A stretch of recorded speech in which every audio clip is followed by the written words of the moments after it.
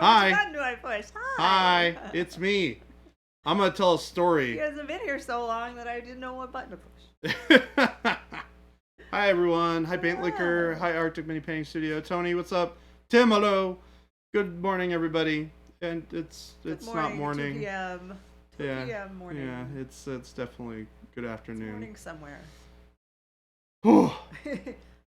Decided to actually turn up for work. I know. I right? know. Slacker. Look, sorry. Taking luxury vacations. Luxury in the big vacations. city. Oh man.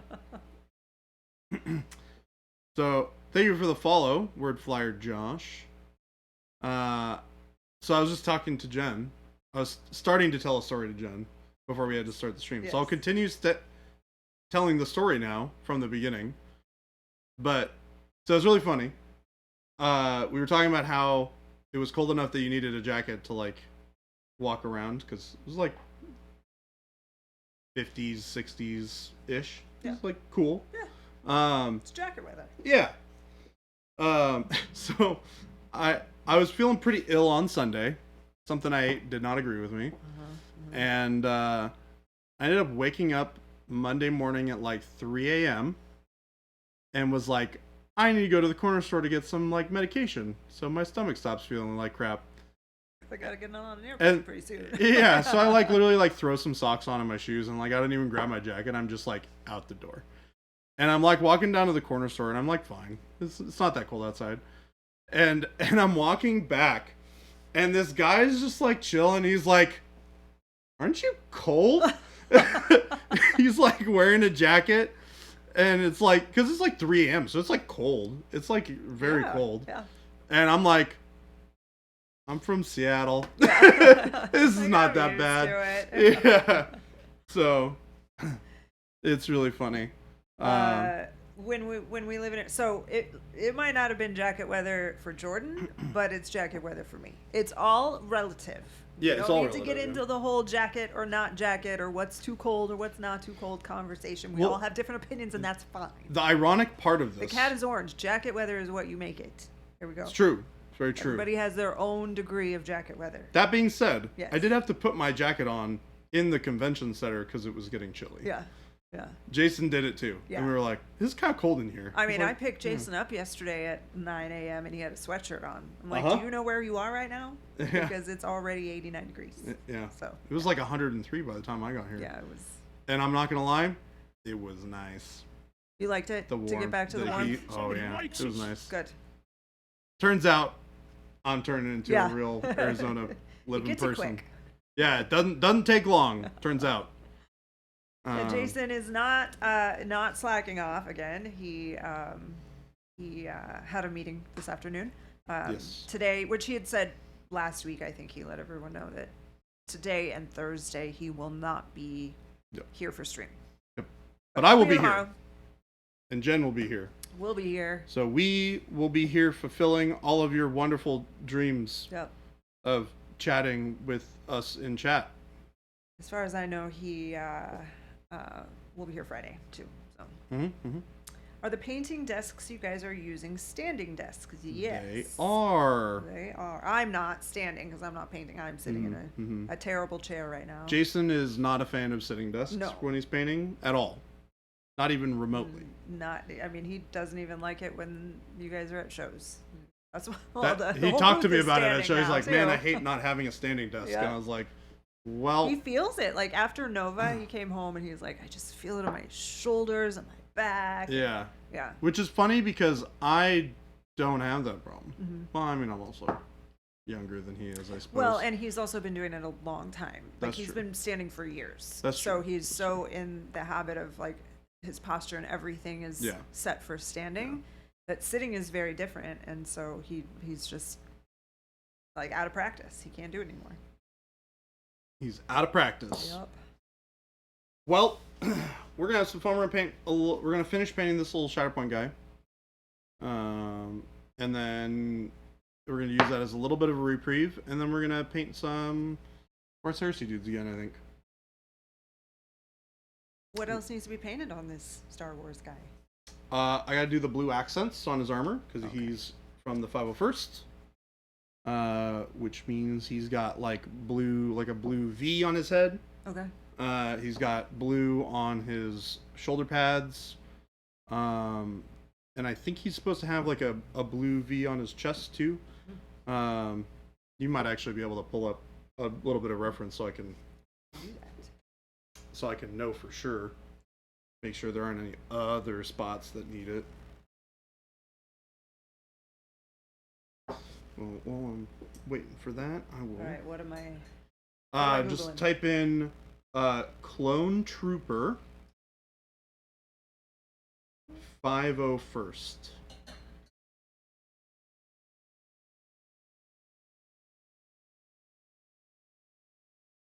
No, perfection. Oops, so that's the helmet, and they got the V. Perfect. That good? That's perfect. All right. Yep. That answers all of my pressing questions. Probably won't do the ones on the kneecaps, because pretty subtle. But the head, the shoulders, and the chest, that we can do. Okay, so gotta find a nice little blue. It's got a little bit of like some green to it.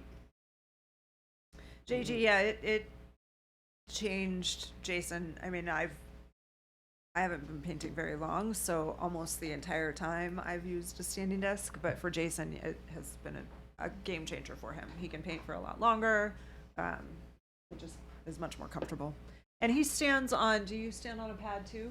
Yeah. Well, sometimes I don't like it. Yeah. Because my feet get really restless. Yeah, sometimes, so yep. I tend to like walk, that's why I like change my position a lot.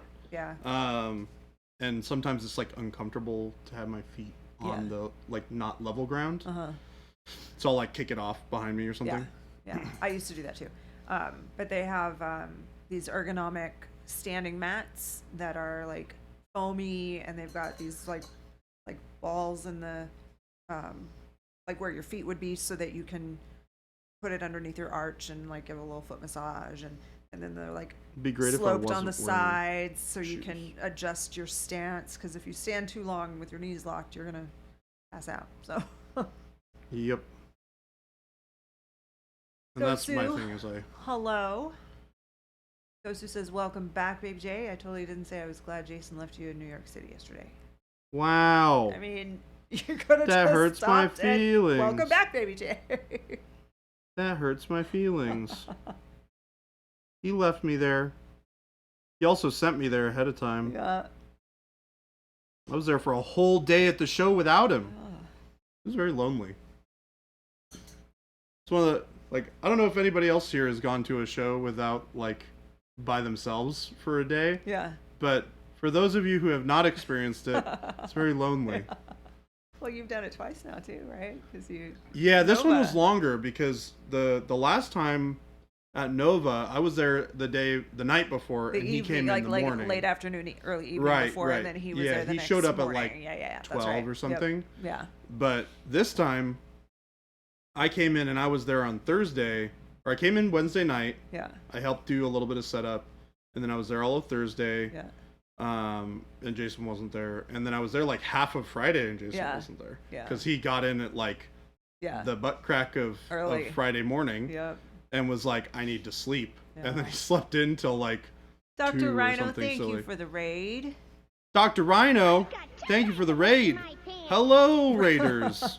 Welcome to our wonderful, crazy chat. Seeing a lot of questions and inquiries about a Dr. Rhino signature series. I can't imagine anyone would have put you up to that. Just, oh my gosh, we all just asked the same question. Blame Jason. Crazy. Talk to Jason. I'm not involved with that. Talk to Jason. I'm throwing him under the bus because he's not here.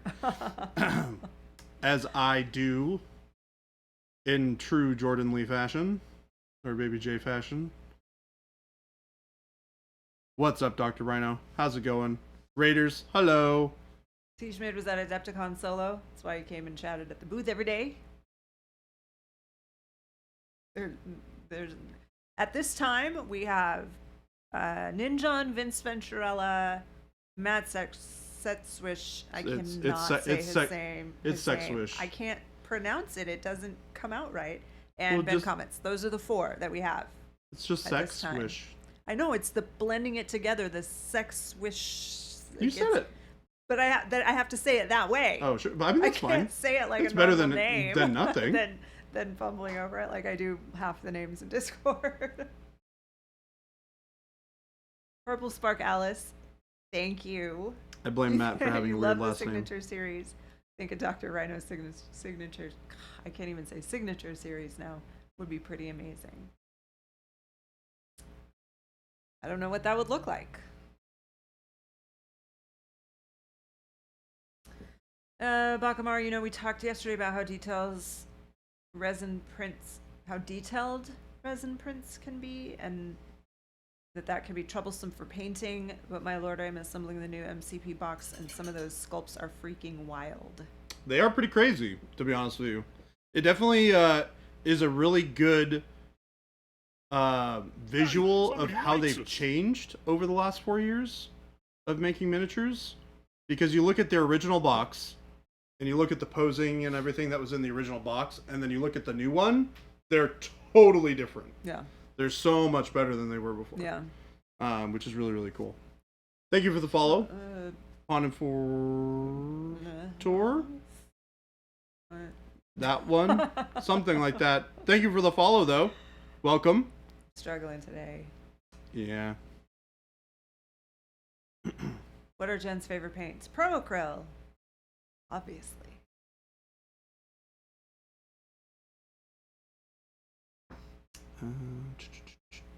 Okay, so we're gonna go straight on. You're gonna make me pick colors?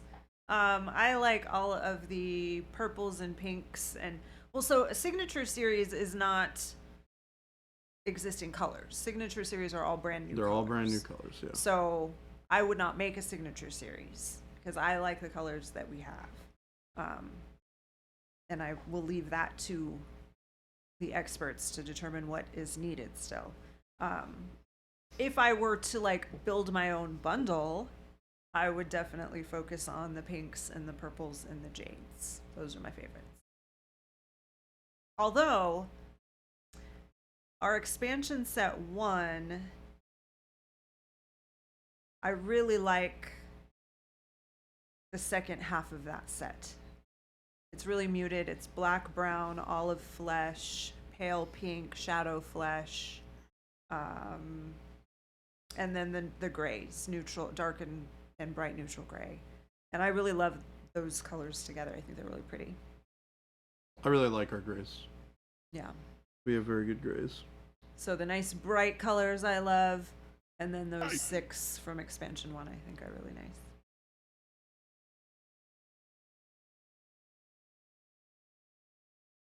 Monthly challenge in pinks, purples, and jades would be fun. We had, well, I guess the closest we had was last year in August, which is my birthday month. We did like the cute and colorful challenge. So everyone was encouraged to either paint something really cute or to paint something with really bright colors or a combination. That's cool. It was pretty fun. T. Schmid sent me the model this year for my birthday. He sent me them because he had participated in that challenge, and his was one that I picked as a winner. And then this year he sent me that model. That's pretty cool. The little dog, the 3-headed dog. The 3-headed dog. No Jason today. He had a meeting starting at like lunchtime. Mm-hmm. Yeah, I think he left at like 11:30. He left. He had to be there at 11:30. Yeah. Oh, he had to be there at 11:30. About 11. Yeah. He was out of here quick and early. He should be here tomorrow for stream. He should be here tomorrow. As far as I'm aware, he'll be here tomorrow. I know he has a meeting at 11:30 tomorrow. But does he? Oh, well. This is what happens when the man goes away for a week. Everything catches up to him. Which, frankly, I am also starting to feel. Yeah. I came back this morning, I was like, oh my gosh, so much to do. Like, gotta record a cool little short for you guys. I gotta get through all the tickets. I gotta go through all the social media stuff.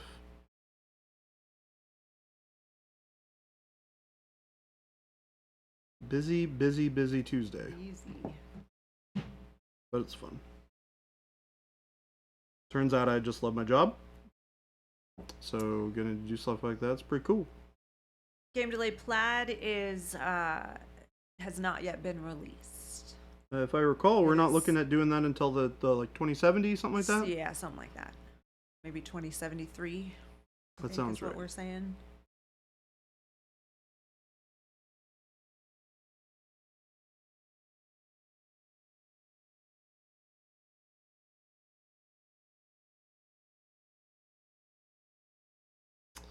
All right. So started with some what did I start? Dark gray blue. And then I'm building up on top of that with a little bit of our blue.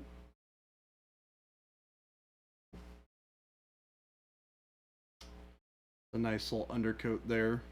Use a nice rich blue undertone for this blue to go over from the dark gray blue. This is actually one of my secret favorite colors. Dark gray blue? Yeah, it's such a good color for undercoating blue. Yeah. If you want it to stay like really rich and bluey. Very early on in the line, like maybe just, it might have been when we only had the base set. I mixed dark gray blue and jade and got like one of my favorite colors ever. That's really, yeah, that's really a good pretty. combo. So that's been kind of a go-to for me for a long time. Okay. Phoenix Mercer said, I painted my armor dark bronze as base, then added bronze. Not seeing much of a difference. Now I'm about to add light bronze. Should I use a different color? I feel like did we talk about this yesterday? So you can use gold on top of your bronze if you want. Our bronze tends to skew a little bit more towards the warmer side, whereas light bronze is pretty, it's pretty neutral. It's like a night, it's a light, I mean, it's a light bronze basically. It's exactly what it's supposed to be. But our traditional bronze is a little richer in color, and is a little bit warmer. So you can use golds to like a light gold instead. I did that on these guys actually.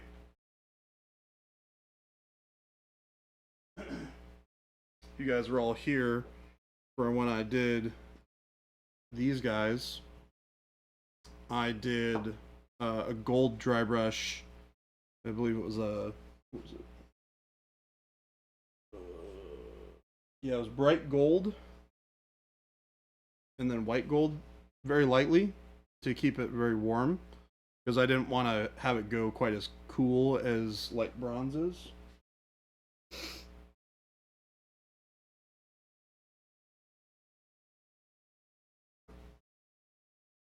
Because like here's light bronze. You can see how much warmer this is than this is.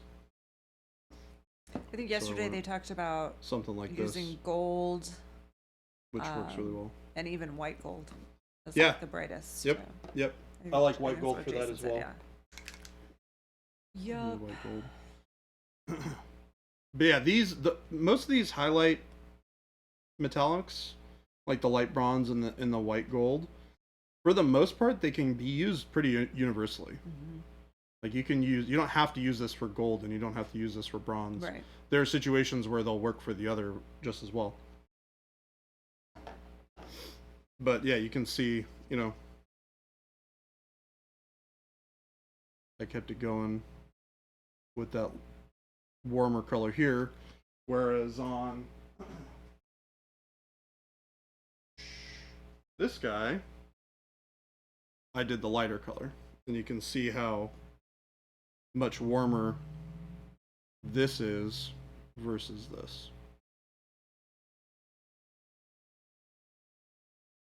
So you get a little bit of a different feel depending on which way you go. If you go with the light bronze, which I actually like a lot, to be honest with you. They both look awesome. They both look really good. This has like a little bit more of kind of like a cold environment to it, which works well because, hey, look, it's on a snow base. So it feels better in the environment that it's based in. Whereas these guys are going to be on like a more kind of ruddy dirt, brown earth dirt sort of base. So not getting super complicated with these guys. But these were super fun to paint. I can't wait to finish this army. A whole lot of dry brushing. We'll have to get a nice Mondo dry brush in here for using that. Okie dokie. Back to the guy. Omicron Samurai, hello, sir. I'm doing well.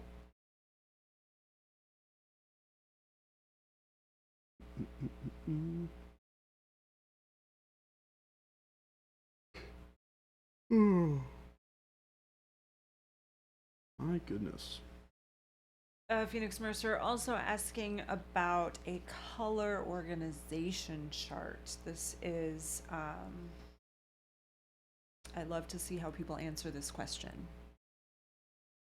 We don't make any kind of chart on how to organize your paints. I don't know why. Maybe because we just would have to keep redoing it probably every time we add something new. We're working on something like that right now.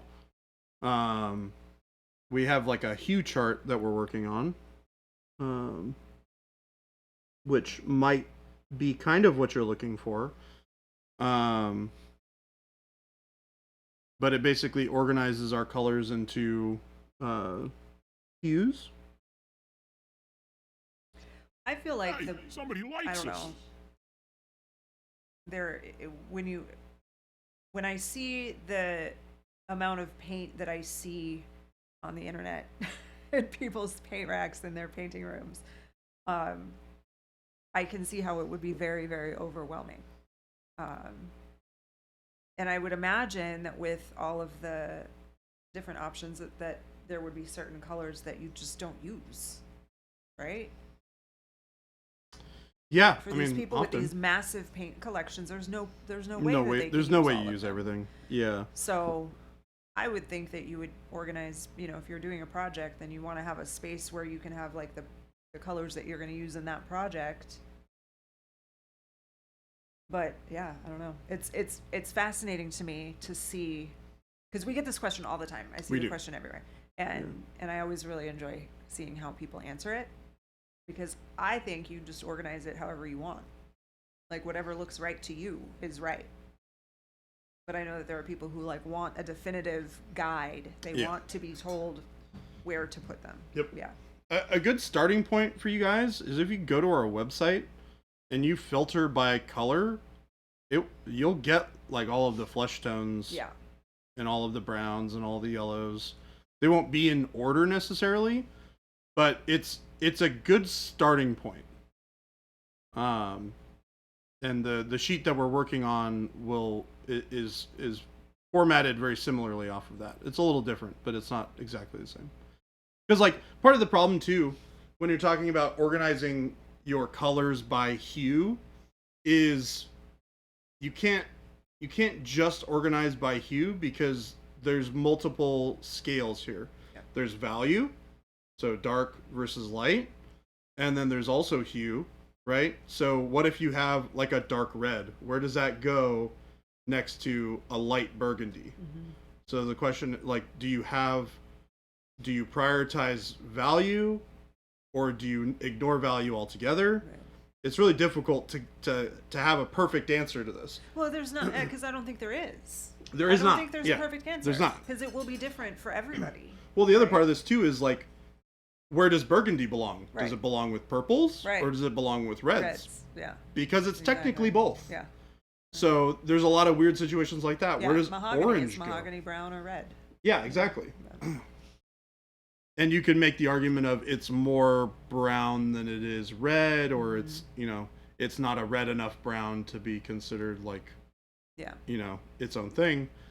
But then if you only have, super neutral browns in your brown category, there's not going to be a whole lot of colors in that category. Right. Because most of them, skew a particular way. Mm-hmm. They'll either be cooler or warmer. Yeah.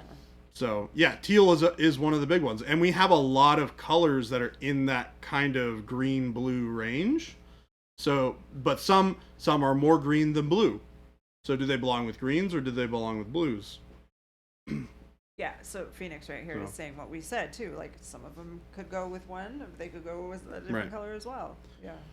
But we are working on that chart currently. So it's something that you will see at some point in the future.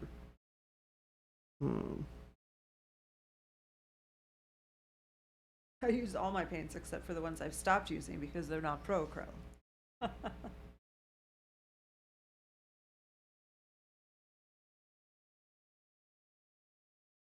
By hue then value, prioritize hue, value comes second.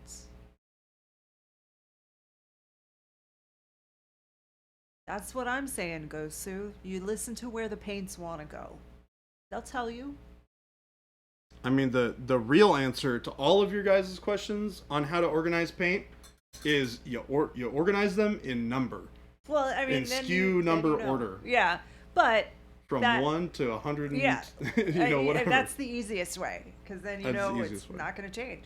It's always going to be every paint has its place. Yeah, it belongs somewhere. But I do tend to lean more toward I would put all the blues together, because you forget, like, all right, I know that blue is right here, number 5, and I know there's another blue over here, 34, but where are the rest of the blues? There's 13. Yeah. I mean, I make a joke about putting them in color order. It's not great for people who don't use the color or the line like every day. Yeah. Because I'm familiar enough with the colors now. Yeah. I know what color I'm looking for, and I know what number it is. Yeah. Yeah. So that was our little party trick last week. I was naming off the colors based on their number. Right. It's like I named the whole. Were you here? I think I remember I did it for one stream. Okay, because But you might have done it on a stream while I wasn't through, like I just rattled off the base set. And yeah, I probably wouldn't. Maybe I could do the base set. Yeah. It's white, full black, bold power red, blue, green, orange, yellow. That's I mean, if you're going, those are colors in the base set. No, but that's not in order, is it? No. Oh, okay. I always get those that main line. Okay, so it's bold titanium white, cold black, bold power red, green, blue, yellow, orange, burnt red, mahogany, purple, magenta, sky blue, ultramarine blue. Yeah, okay. Yeah. If I'm like looking at it if I'm looking at the thing, I know where they roughly belong, but I'm not. I mean, you work with it way more than I do. Yeah, so. No, I know. That's why. I mean, Jason doesn't know them either. Yeah. Okay. I was very honest and said, I don't know really anything past expansion 4. I don't know the order of the signature colors. So that's where I get tripped up. But I can go up to expansion 4. That's pretty good.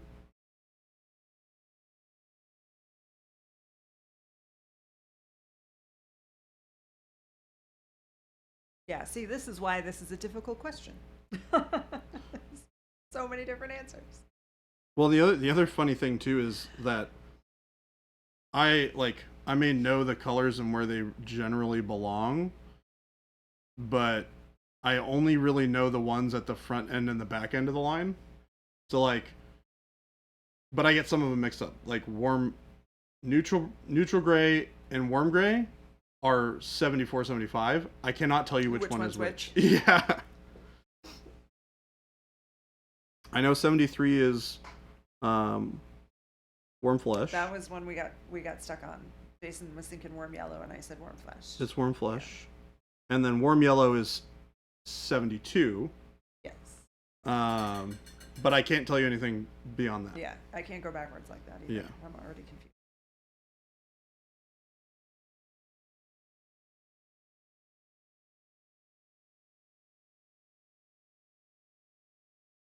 The transparents I'm pretty good with.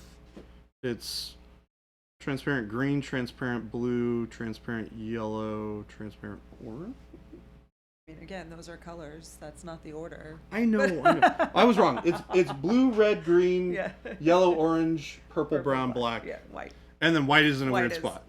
Different number. Dang it. I need to practice more, chat. It doesn't matter. I'm trying to practice.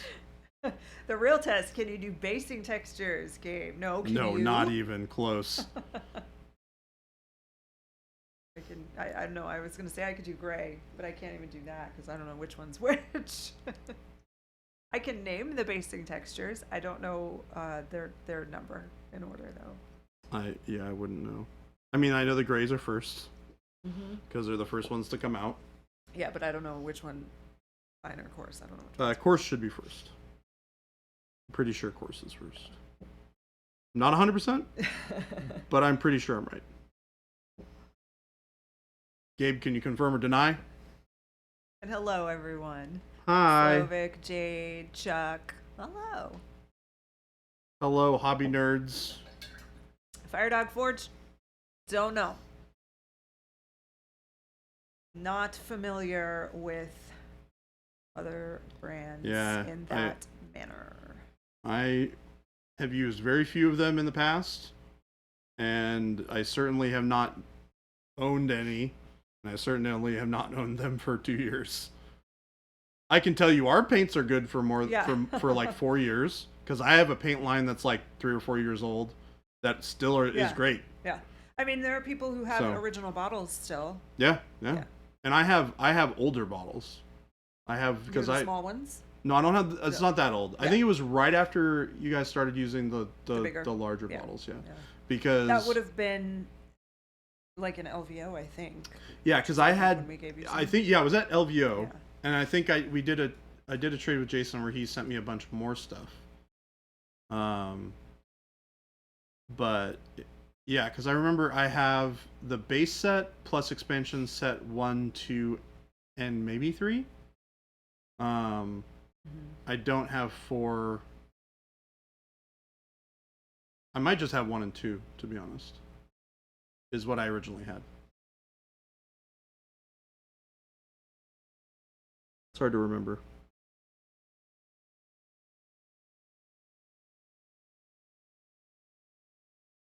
I did go through the other day and organize all my paints that I have into my go bag, which was cool. Yeah.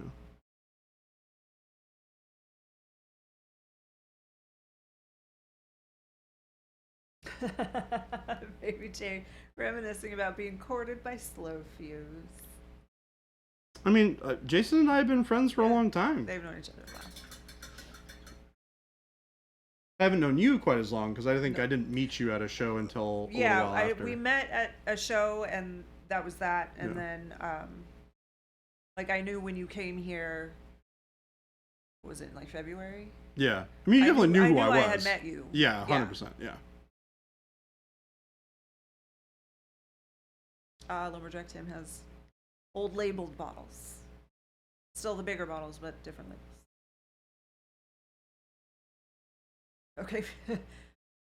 Jordan. Phoenix Mercer wants to know how you did that with your go bag. How'd you organize your paints? The same way I organize these paints here. I organize by them number. By number. He organizes them by number. Yeah. Here, look. Might not be helpful. There you go. Yeah. I'll zoom out so you guys can see this. This is go bag tray. I mean, it is a go bag tray. So I just organize like this, right? So you have bold titanium white, which goes right here. And then here is coal black. And then we have bold plywood red. We have green. We have blue. I'm using blue right now. And then we have the second half, or the second part of the base set. And then we have from right to left. This base set. Yeah, so I go from right to left. I don't know why I go from right to left. Maybe because you're left-handed. It's kind of weird. Maybe because I'm left-handed. Maybe. Yeah. Probably. But it's really funny because no, this is all wrong. I go right to left. Sorry, I don't know why. You know, you mention it now. I don't know why I go right to left. That's really weird. Probably because you're left-handed. Yeah. I would assume. It must be. I don't even read manga that often. Look at Gabe. That's wrong. Start from the bottom right. Yeah, I start from the bottom right. Yeah, 100%. Yep. But the interesting thing is, Left to right, top to So bottom, I like start a normal person. I start on the bottom right, but the first of the two halves of our sets are on the left. Because I have two of these side by side. Yeah. And this is the first one, and it's on the left. Well, that would be right. Yeah. But I still go not, from not by this logic it wouldn't. Right. Yeah, that's what I'm saying. It's really funny. And I start from the bottom. You started from the bottom, now you're here. Starting from the right is one thing, but starting from the bottom. Well, remember, I have these paints like arrayed in front of me like this. So what does that mean? I think about the front row first, and then I go back towards the back row, right? I get. Okay, so when it's flat like that, you're not thinking of the bottom. Right. It's not a bottom. It's the front. It's the front row. But in the bag, it's the bottom. Yeah, which is fine. Who cares? No. That's so good. Hey, I sort my paints like a madman. That's fine. His paint like a madman. You know what's really funny is I sorted Jason's bag like this too. What did he do? He didn't say anything about it, but I definitely sorted his bag like this. He's just quietly redoing it. Well, no, because when I went to get them set up for us to go to the show, I had to make sure that we had all the colors. Or no, this was for Nova. So I went through and I made sure we had all the colors, and I filled all the gaps that we had. And when I did that, I pulled all of the paint out and I just reorganized it by row because that's how I'm used to doing it. Yeah. And I did it for both of our bags. So Jason's bag is also set up I wonder if he like left this. It that way. I feel like he's made some comment about how weird it is once in the past. Well, that's true. If you turn it, it's correct, right? If you just swivel it around, it's right. If I do it this way? Yeah. No, it's correct. I guess technically. From left to right, top to bottom. Yeah, I just do it top to bottom. Oh. But you just do it right to left. Literally the opposite. But it works. It works for me. That's really funny that it is actually. It is. It's just a swivel it around. Is it because I'm dyslexic? Maybe that might actually unironically be part of it, because I do say words backwards all the time. I didn't even think about that. Yeah, that's really interesting. I wonder if that might be the reason why my brain does it. Right. I don't know. It's fast backwards. That's funny. Oh my goodness, that's great. I'm glad I could entertain you guys with my weirdness of how I organize bags. I almost want to physically fight you over this. Look. But Punisher, does it make you feel better to see it the other way? Yeah. You just spin it around and it's right. Yeah, spin it around and it's perfect. Kosu said this is making me question the meaning of life. 100% Jason probably just thought you put it in upside down. Yeah. Oh, yeah, maybe. That's really funny. Because it is totally 100% correct if you flip it upside down. Yeah. Interesting.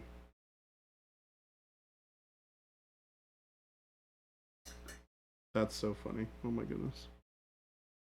Well, Panic Bomb, I think I told the story the other day about how when we only had like maybe through expansion 3, I used to organize the bins in my fulfillment area. I was by myself, organized the fulfillment bins alphabetically because our packing lists were in alphabetical order, and so it was easier for me when I was picking the product for orders to just have them all in alphabetical order.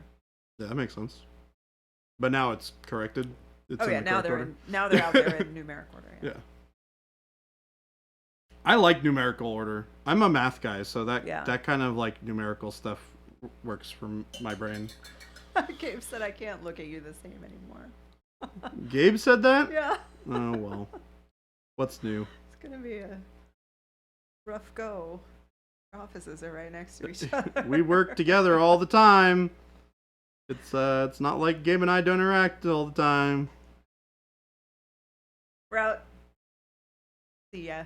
Have a good night. Bye, Route. Have a good night. Organize your go bag like a weirdo. Do it like me. Game Delay's got it.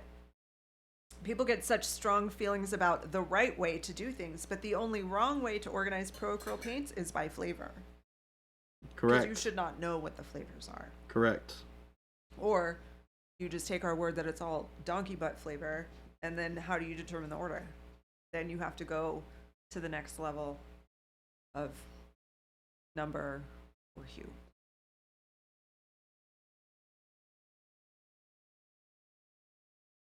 I have to admit, there's something that's like really satisfying for me having the bag organized by number. Yeah. It's really satisfying. Well, I mean, you know that you have them all. Yeah. That's the easiest way. Yep. To figure out which one you might be missing. True.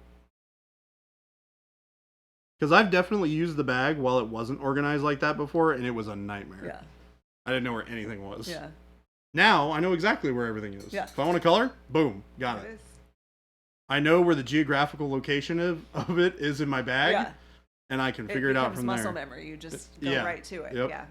Yeah.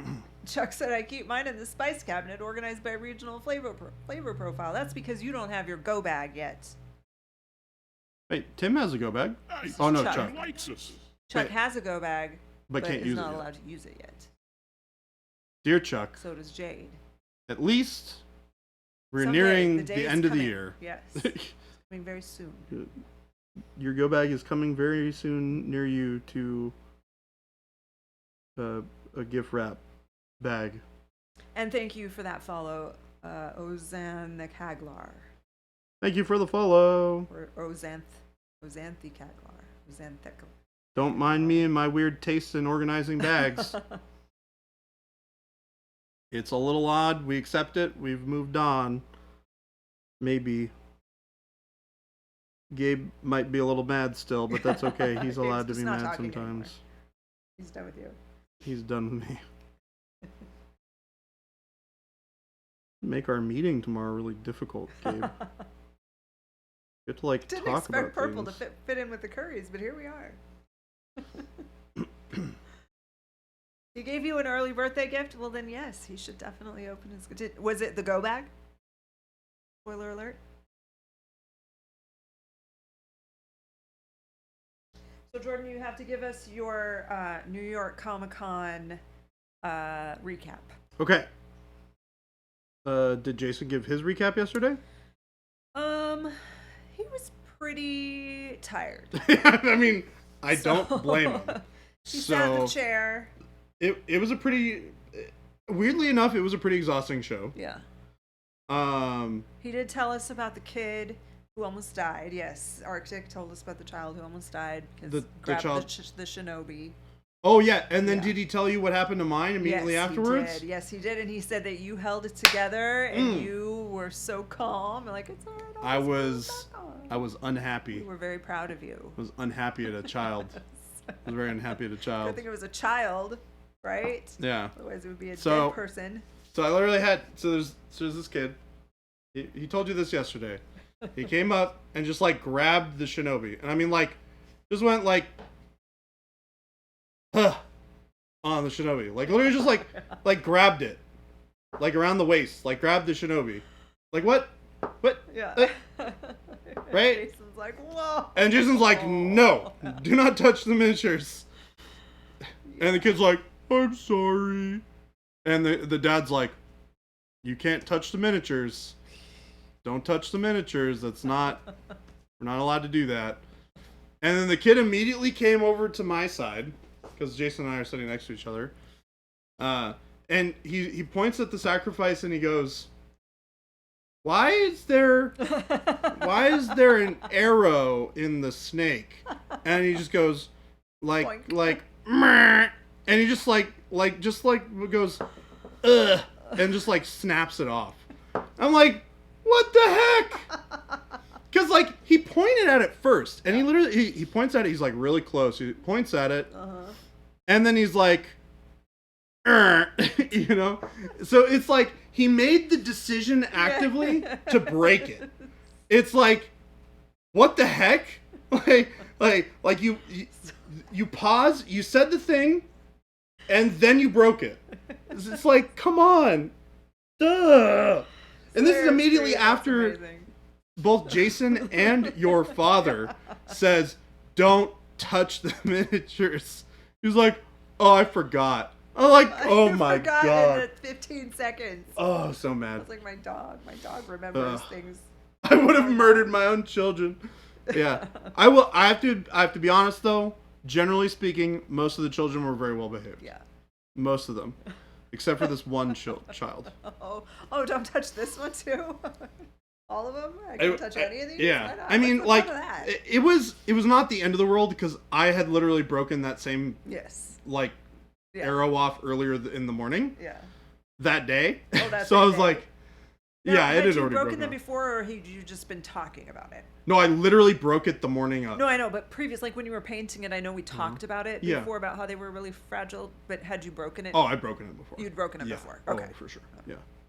But still. When I was painting it, I was like, I kind of want to get rid of these because they're just gonna break. They're just gonna break. Yeah. And turns out they just break. They did. I will say though, I have not broken it in transit. That's good. It has not broken in transit whatsoever. It's only been from mishandling. Mishandling, yeah. From either a child who's breaking it because they're being a child. Yeah. Or me breaking it because I'm an idiot and I like flicked it on accident. And what would you guess was the approximate age of this child? Oh my gosh. 4? Okay. 5? Pretty small. Maybe? Very young. Okay. Yeah. Like vocal, could speak. You could have communication with this child. Yeah. Which means they should know better. Right. But young enough. Yeah. It definitely sounds like a kid who has not touched enough stoves.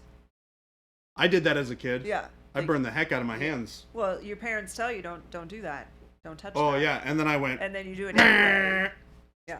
And learned my lesson good. He has not had that because he continues to touch things after his dad tells him not to.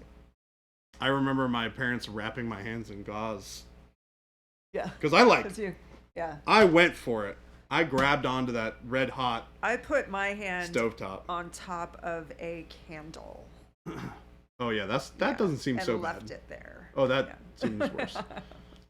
But you know those like coil stoves? Yeah. That get red hot? Yeah. Yeah, I grabbed those.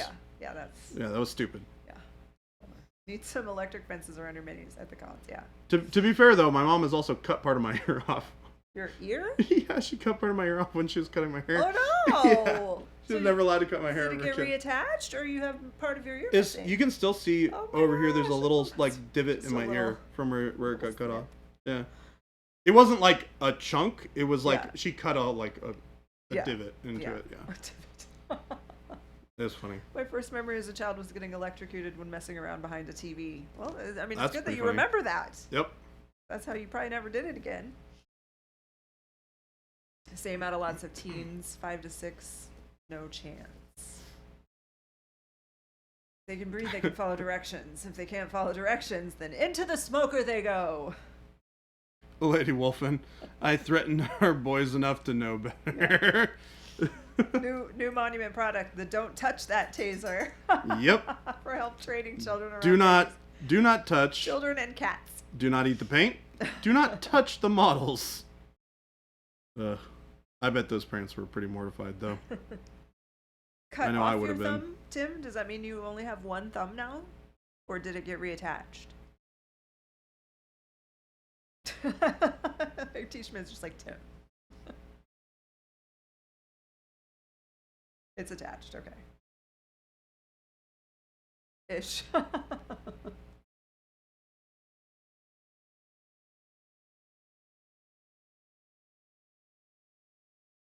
Do you like your dad in a good mood? Donkey butt is the taste left in your mouth after being tased. We need to start telling people that.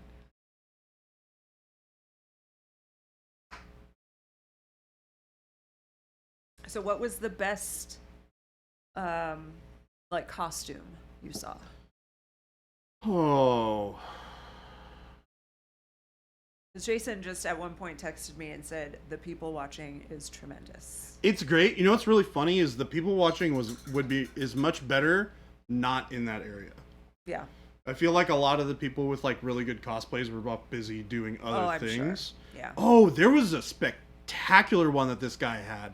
Oh God, what was it? I don't even know what it was. I want to say it was like It was some cyberpunk thing, but it was like a full like mechanized suit, and he had like the whole mask and everything, and he had the dreads like tied up in the back. I recognize the character. I cannot for the life of me remember what it's from, but it was all like jet black, and he had like red glowy eyes. I don't know what it was from, but it was awesome. Yeah. And he had like a voice modulator built into it too. Oh, very so cool. His voice was super cool. Yeah, awesome. It was really neat. I follow New York Comic Con on Instagram, and they posted some really cool ones. Oh, did they? But I said to Jason, I'm like, I've seen a lot of their really cool costumes, but I would imagine that the bad ones are really what you want to see. And he said, oh yeah, the bad ones are the best. Oh, the bad ones are, yeah. Oh, it might have been. Can you Google Atom Smasher for me really quick? I think that's what it was. Because that's from Cyberpunk, right? You still need this? No, you're good. A-D-A-N? A-D-A-M. Oh, Adam. Yeah. I think it's Adam. It might be Adam. Yes. Yup. That's who it was. Yeah. It was that. It was sick. It was actually like one of the coolest cosplays I've ever seen. Cool. It was, and it was really, really, really well done. Yeah. Yeah. Like his proportionate scale was correct too, because this character is like really big, in person, and he was like big and tall and bulky. Yeah, it was cool. I would imagine this is all like for contests and stuff, when they're that elaborate, or do people just probably. Like, I'll just do this just to walk around? Or it's somebody who does it professionally. Oh yeah, like for parties and stuff. Yeah. Okay. I don't think that character actually even has any hair. I think the dude just had dreadlocks. He had like short ones. Yeah, it doesn't look like this character has hair. Maybe I'm crazy. I think he did though. But I think if you have dreadlocks, you don't really want to be like putting a bald cap on. I don't think that works super well. So he probably just made it work with the way that it was designed. It looked like it belonged, so I don't know. It was cool though. But that guy never came down to the bottom area. So like a lot of those really cool cosplays, like I saw just like walking around trying to get food for us, because there were a lot of people doing photography up against the wall in that like area. So I saw a lot of good ones. I mean, there's a lot of the like super mediocre kind of like, you could tell that somebody wanted to dress up, but they didn't like want to invest a lot of time in it. Or didn't have the capability like I like to do this, so. But I'm not that committed to it. Yeah, right. JP Gray said, my dad's also an electrician and refused to put light switch covers on anything that was his area, so we would electrocute ourselves and never go back there. I mean, if it works, it's a good strategy. There were definitely some like stupendously bad ones though. Yeah. Like some real bad ones. I was waiting for that. That's what I really wanted to see in a post somewhere. The like worst collection of bad ones. Yeah, because I follow this other guy on Instagram who's like a New York, like a street photographer. He finds like interesting things that happen in New York and posts about them.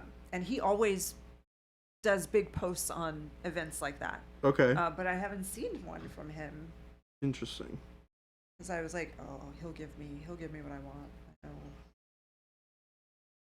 There was a lot of what was there a lot of? There was a lot less Genshin Impact than I was expecting. A lot what? A lot less Genshin Impact, which is like a really popular video game. Okay. That people like to cosplay a lot. Like typically it's like really popular. I was expecting there to be a lot of One Piece because the live action show came out recently, and there were. What was the other one? There's like another. I don't know. It's tough because like there's so many people that go to the event, so it all just kind of like blurs together in my head. Yeah. But that one guy with the Atom Smasher one, definitely I remember distinctly was like, I saw it and I heard him speak and I was like, that's pretty cool. Yeah. That's pretty cool. I don't care for a lot of the ones that are just like the like Modern Warfare ones where you're just like, oh, that dude's just wearing a bunch of tactical gear that you can just buy off the rack somewhere. Yeah. Right. I appreciate the ones where you go, that person spent a lot of time and a lot of money to make this thing. And it looks really cool. Right, so the other guy I follow on Instagram, he posted one video from it. From Comic-Con. It's like a compilation of just a bunch of different Bye, Game Delay. See you later. Have a good night.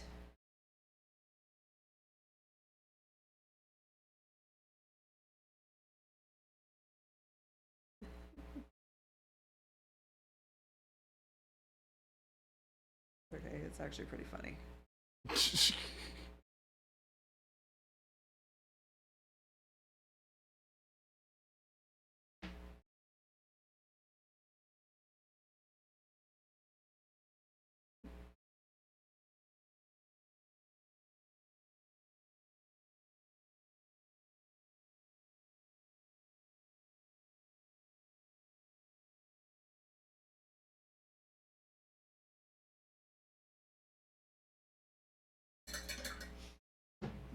I think this is supposed to be black. Oh yes, 100% the best part of conventions is people watching. Yeah. Absolutely.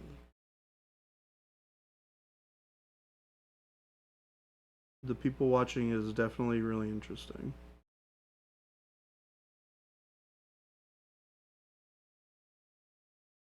It's like, the crazy thing too is like seeing people who are like so into it. Yeah. Where I'm like, that person is way more into this than I am into anything that I'm into.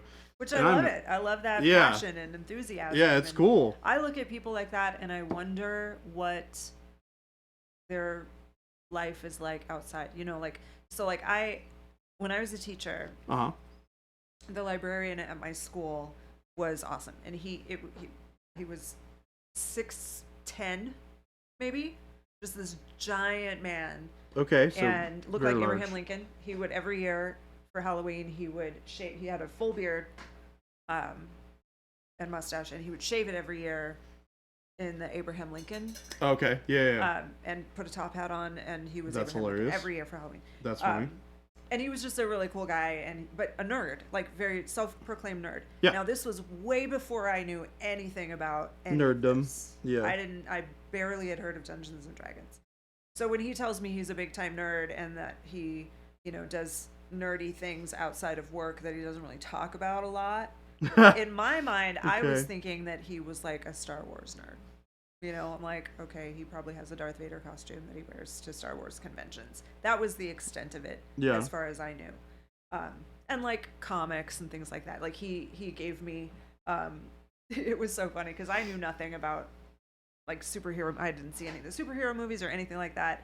Right. And so he would tell me the different ways that a person could become a superhero. Like it's that they're like alien, kind of give you like origin story, background type stuff. And I'm like, okay, cool, and so anyway, fast forward to all these years later, and I start to connect the dots, and I'm like, oh my god, he probably played Warhammer or something like this. He probably paints miniatures. And so every time we've gone to like local events or anything, I always look for him. Because I'm like, I am going to see him at one of these someday. I just know it. I just am positive. Yeah.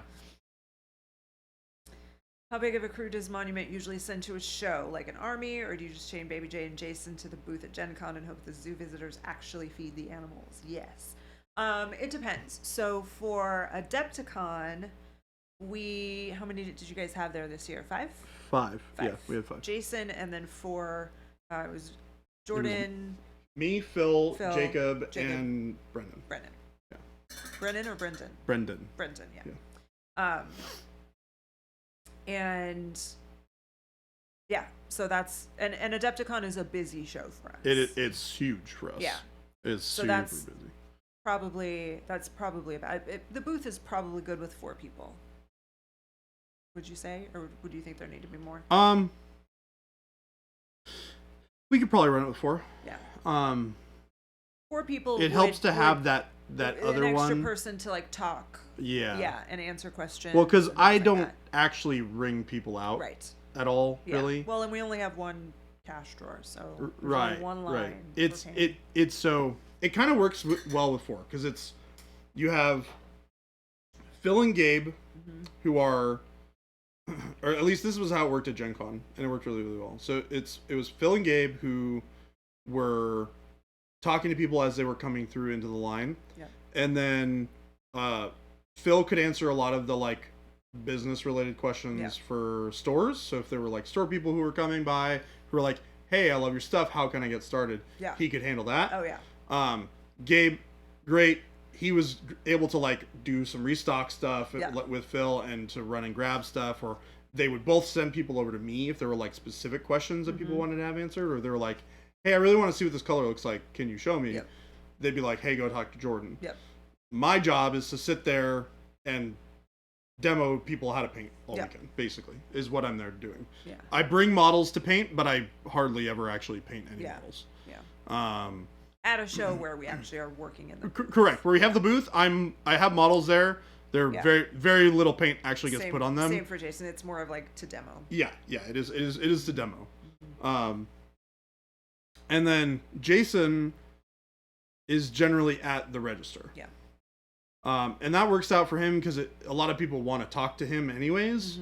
So it gives him an opportunity to like interact with people as they come through. Every person who purchases gets right. Yeah. So and that's great. A lot of people really like that. Yeah. And then there are a lot of people who don't even know who he is, and he's just the guy taking my money. Right. So. Exactly. But I mean, the nice thing is that role can definitely be filled by other people if he needs to be elsewhere. Yeah. So that's where it's nice to have like, you have that core 4 people who go, and you have the 2 who kind of do the like talking to the line and then getting product to the people in the line and then redirecting people to me if they have questions. Yeah. And then, we have somebody at the register, and that's really all we need for now, as the booth currently stands. Just because also there's not a ton of space to run around and like be behind there. Yeah. So if you start adding like 4 it's crowded. Yeah, if you go to 5 or 6 people, it gets too crowded and it's almost worse. And we really, we think about it, people want the product more than the people. So they want to be able to buy stuff there. So we need to use more of the space for product and stuff. Yeah. Dexter, thank you for that follow. Thank you so much. But yeah, so that's like an Adepticon, Gen Con, bigger show like that. But at a show like Nova or Comic-Con, where it was just Jason and Jordan, they weren't working in the booth. They were just there to paint and support the events. Yeah, we're so largely at New York. What we were doing is we were sitting there and painting, and then we would engage the line. Yeah. As it was moving, and we'd say, "Hey, how's it going? Is this your first time painting a miniature? Are you excited?" And people would ask us questions, be like, "Hey, do you have any pointers? I've never touched a miniature before." Be like things like, "Hey, don't worry about expectations. Just have fun with the experience. Paint by numbers. Just you paint the cloak, you paint the head, the face, the skin, the hair, paint all those things one color, and it'll look good. Don't worry about anything other than that." Yeah. And then it's answering questions that people have about what we do. People see our stuff, they're like, "Oh, your stuff's really cool. Like, how long have you guys been painting?" We answer those sort of questions all the time. Yeah. But it was really good, and it was really nice. Above all, and I've said this a lot already, but I'll say it again.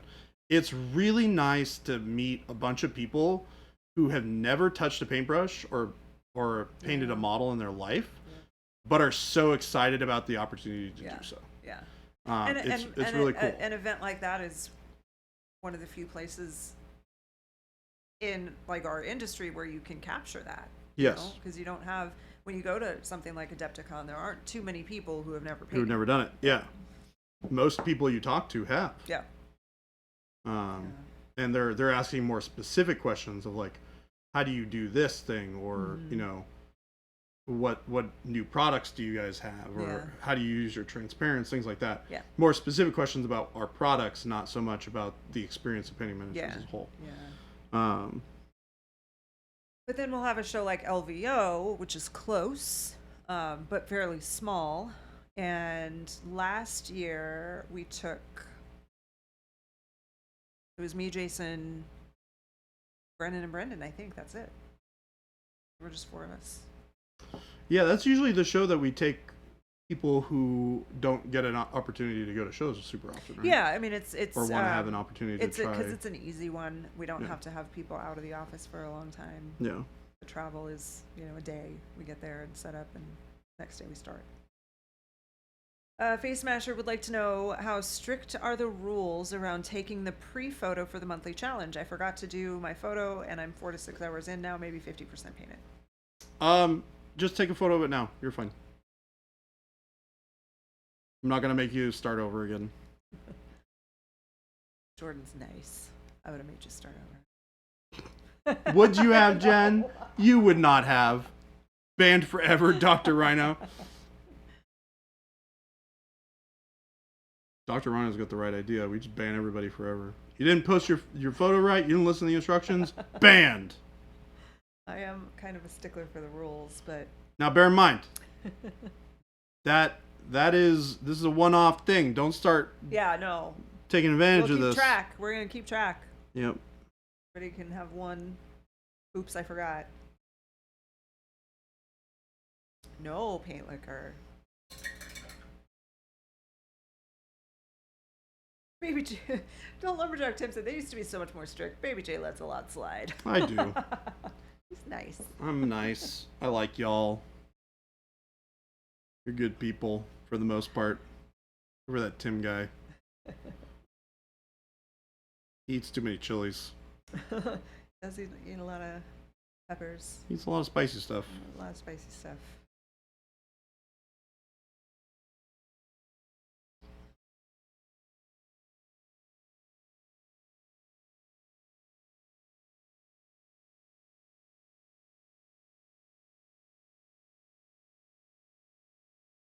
Alright. This guy's almost done. Say 3, don't eat the paints and you shall be forgiven. That's your penance. Yeah, remind everybody not to eat the paint. And post it 3 times on social media, you're forgiven.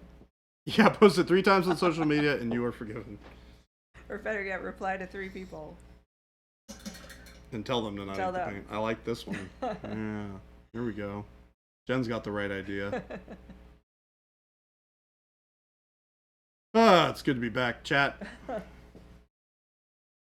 Jordan starts over all the time. Paint liquor, what? I don't remember the great Jade controversy of 2022. Remind me of this.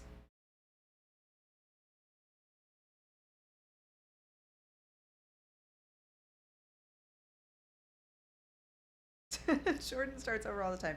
Finish it, take the final picture, prime it, take the starting picture, and post it. Wait a few days, and then post the finished You guys picture. are the worst. You guys are the worst. What have I ever done to you? Another model that looks exactly the same. We just established that I'm like a nice person. You guys keep on throwing me under the bus. Telson said, does the Star Wars minigame have a fluid rule set? What do you mean by fluid? I just... That could mean a lot of different things. Oh, was it? Okay, so the challenge was they had to use jade, and he called someone out because they didn't have jade in it? Sounds about right. I mean, if it's in the specific, like, you didn't... Like, that's, like, incomplete. I play Warhammer 40k in 3 and now in 9. It's got 1,000 more rules. So, okay, hold on. So from Let me 3, from like, is there like versions of it? Yeah, so like they're probably talking about 9. 3rd edition versus 9th edition. Okay. Yeah. And there's way more rules. It is not as bad.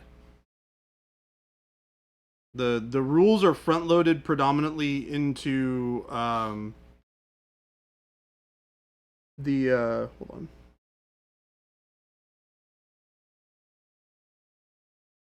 Like the most of the rules are on the cards for each individual character. The core rules themselves are pretty straightforward.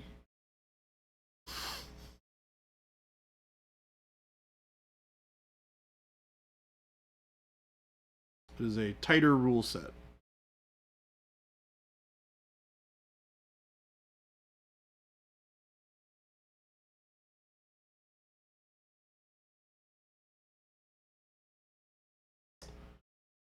You watched any new cool things, Jen, since last we spoke of television watching? Did we tell you that we started watching The Bear? Yes. And Oh Jason yeah, that's didn't what love it is. Okay, I haven't watched it since. Okay. I will. I just haven't had time. Got it. Because I was out. I started watching the Taylor Swift movie. You've been too preoccupied watching Taylor Swift over and over and over. 3 hours, 2 days, 6 hours. I gave to her. Yeah, the rule book is like not even 50 pages. It's like 25 pages or something. So that'll give you an example of like the difference in the rule set.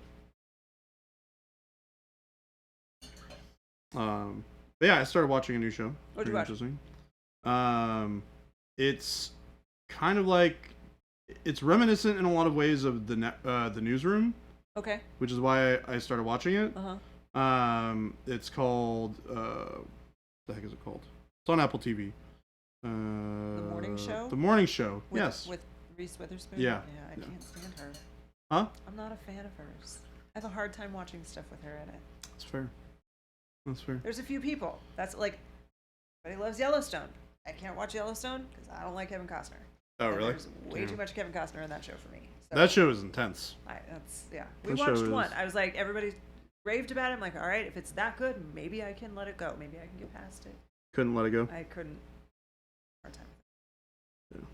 And then I thought about maybe watching some of the prequels to it that have been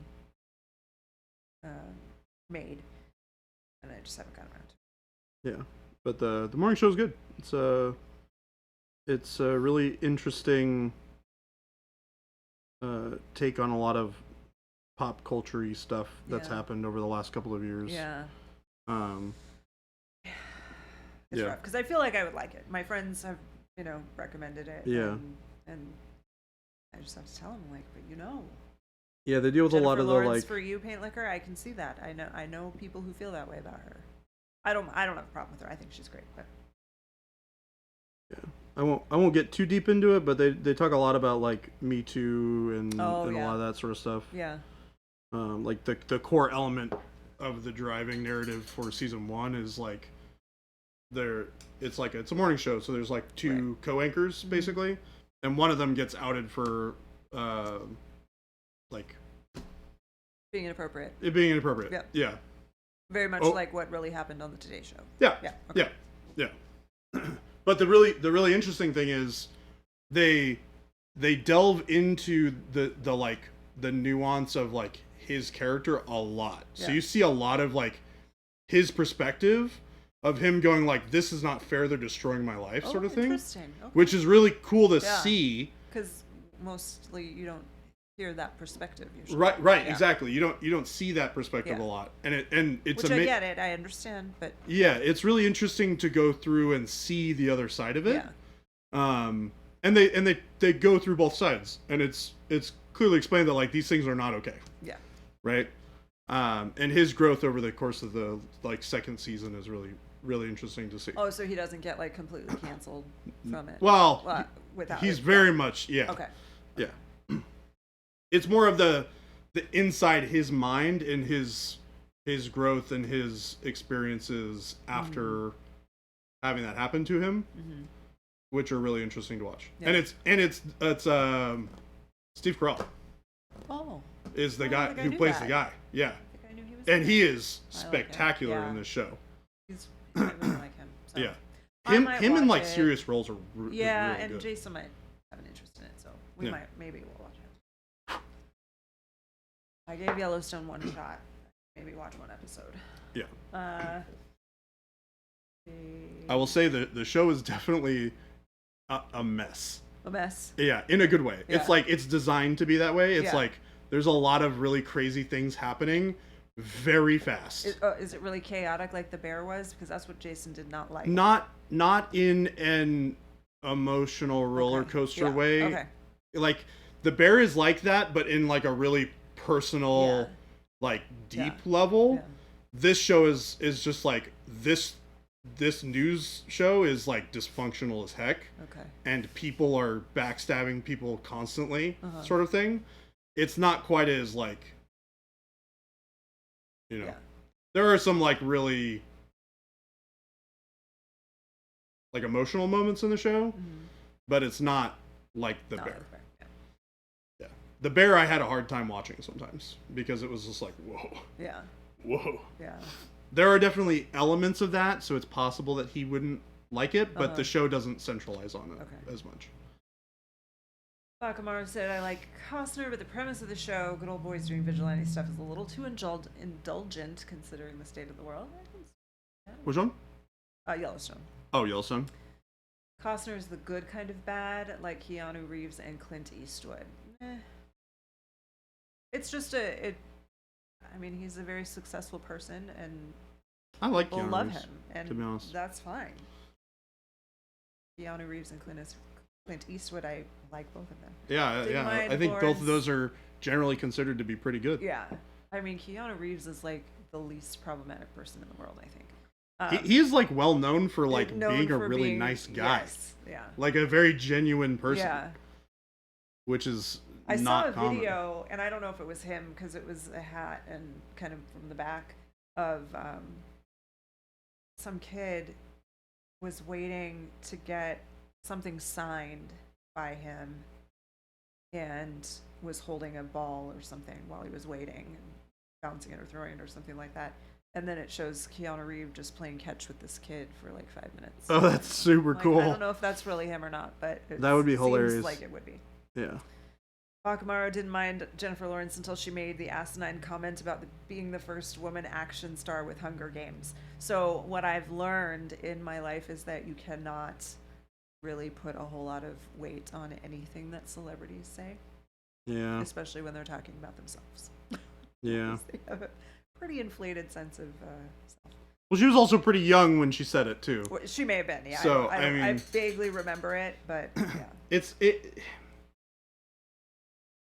The way that I think about it, like these people are under an enormous amount of pressure. Yeah. In a because everything public that space. they say is you know. Yeah. And taken out of context. Nobody's perfect. Maybe she didn't mean exactly that. Maybe she did. Yeah, if she did, she was pretty young. Yeah. I want to say she was like in her early 20s when she shot that. Yeah. And like, I don't know about y'all, but I was not the smartest person in my younger 20s. My earlier 20s. And when I was, the Sigourney Weaver has entered the chat. I at 20 probably would not have thought of that type of movie. I never have not seen Alien, so I wouldn't have thought of Sigourney Weaver. Yeah. Yeah. No, I don't. Well, and the other thing too is that like that movie is also not really considered to be an action movie. Yeah. It's considered to be a horror film. Oh, is it?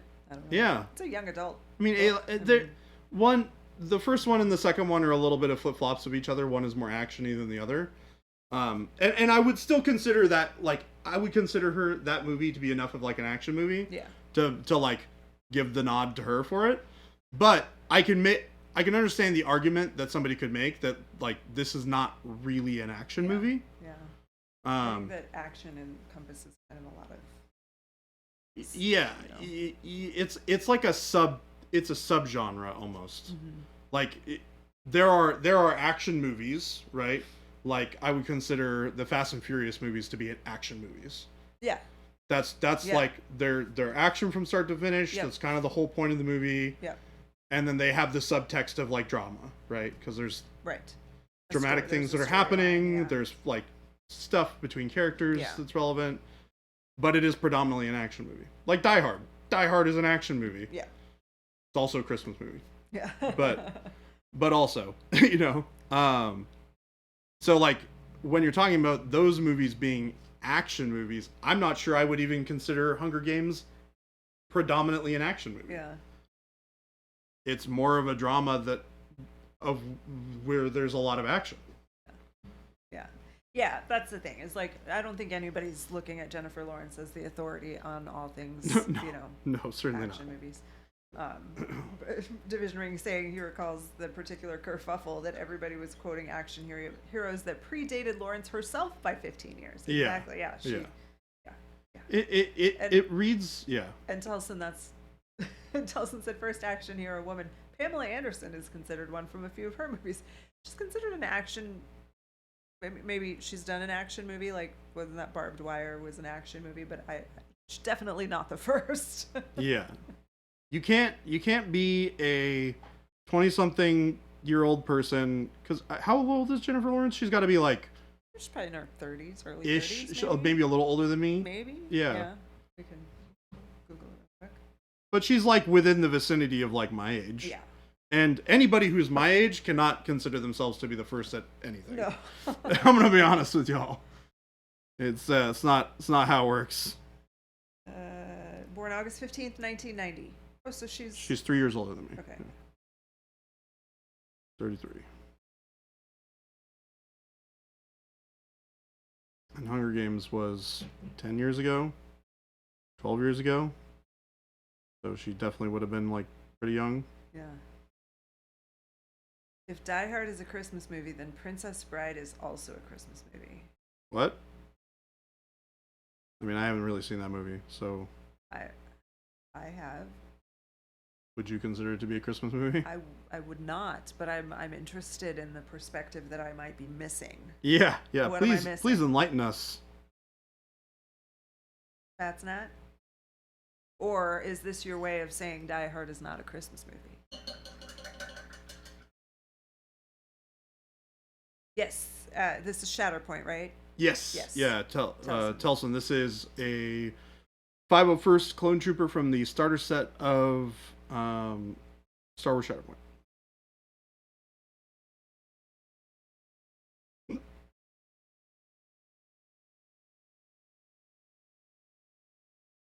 Drunk Degenerates. Thanks for following. Drunk Degenerates. Welcome. Thanks for being sober enough to hit the follow button. We like it. We love the sober follows. We're on board for this.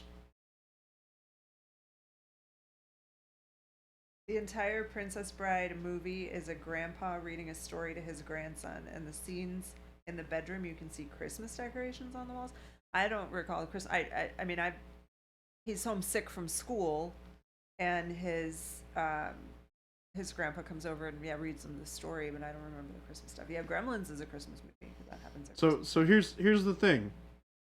The difference between that and Die Hard, the whole point of the movie is that the main character is trying to get back to his family for Christmas. Yeah. That's literally his motivation for trying to leave where he is at. Yeah. He wants to be with his family for Christmas. I feel like it was Fatsnet's way of saying that Die Hard is not a Christmas movie. I will defend this until my last breath. Bagamaru said I wasn't reading chat. I thought Jen was calling chat out as drunk degenerates. I mean, that's also true. There probably are a few drunk degenerates in chat right now. Let's be honest. Drunk degenerate said it was a bit of an effort, but I managed.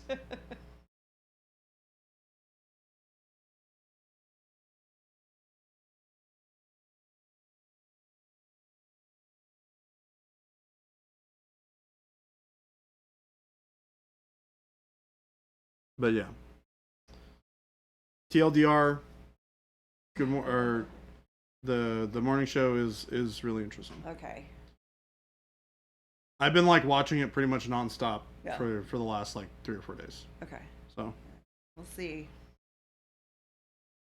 how it goes.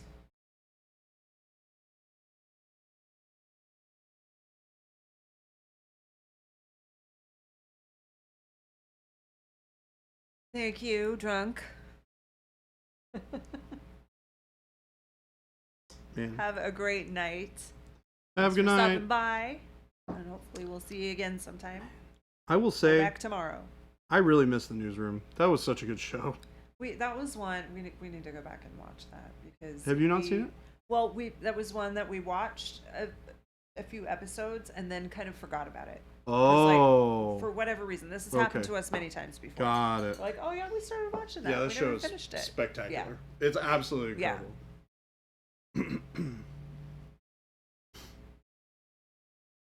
To those of you out there who have not seen The Newsroom and you like political drama, go watch The Newsroom. It's probably one of the best television shows I've ever watched. It's really good. All you have to do is watch the first 5 minutes, and if you're not into it, then you will not like the show. But the first 5 minutes is spectacular. Of The Newsroom? Yeah. Yeah. It literally starts off with somebody talking about how America's not the best country in the world. And I think Jason had seen that clip on the internet somewhere and was like, what is this show I want to watch? I'm like, oh, that's the new. Yeah. Watch that. Yeah. And we watched it and brought it back. It's definitely also hilarious, which is a thing that I like. It's a really funny show. I mean, the main character is like one of the guys from I forget his name. But he's in Dumb and Dumber. Oh yeah. It's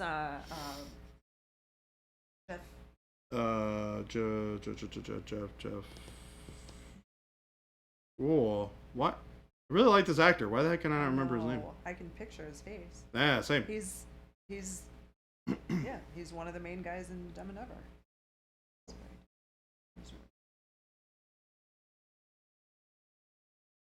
Jeff Daniels. Yeah. Daniels. Yep. He's real good. Yeah. He does a lot of yelling in that show, which is hilarious. Jacob Jansen Studios. Daniels. Got it. Thank you. Jeff Daniels. Yeah. So. I like his brother Jack better. Me and his brother Jack don't get along.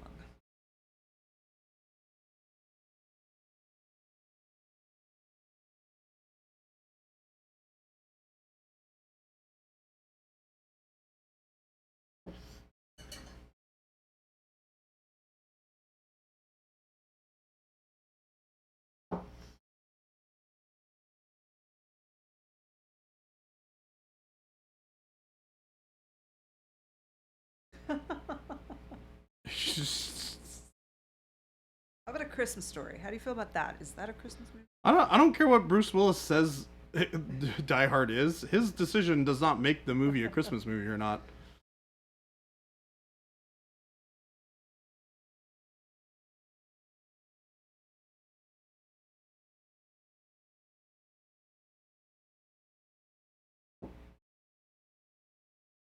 Home Alone is most certainly a Christmas movie. If anybody says Home Alone is not a Christmas movie, you need to go back and watch all of those movies again.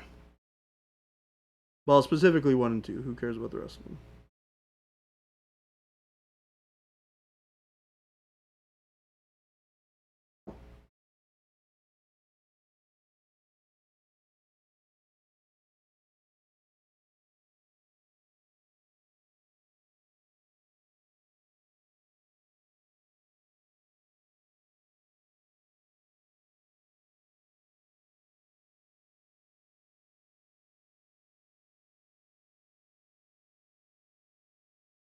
Paint Liquor is Jingle All the Way the one with Arnold Schwarzenegger where he's trying to get the doll or something? That sounds familiar. That's a fun movie.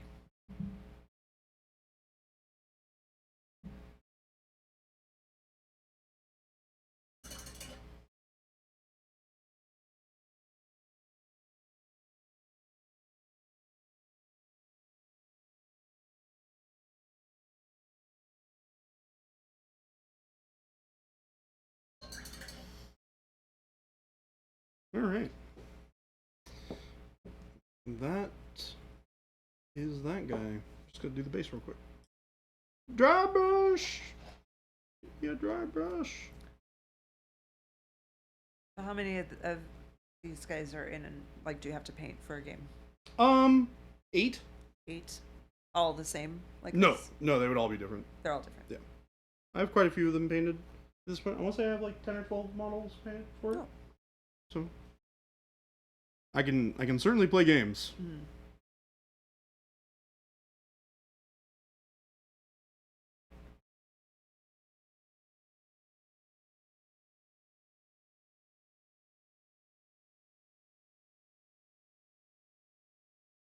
This is me using warm brown for the base and bright neutral gray for this dry brush highlight. And then I'm going to go in and add some shading to the inside for the shadow underneath the character. And the reason that I'm using the large flat brush instead of the softer round brushes for this is because I want this scratchy texture that you see on here on the base. It gives a really nice weathered look to it, which I really like. So, and even leaving a little bit of extra paint on the brush like that can give you these cool, like,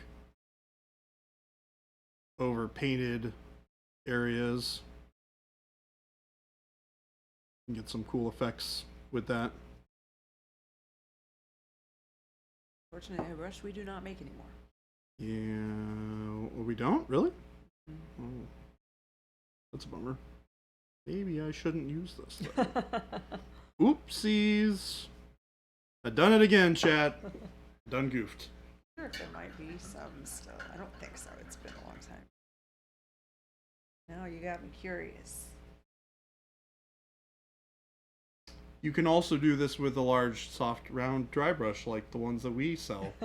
You just have to take less paint off of it.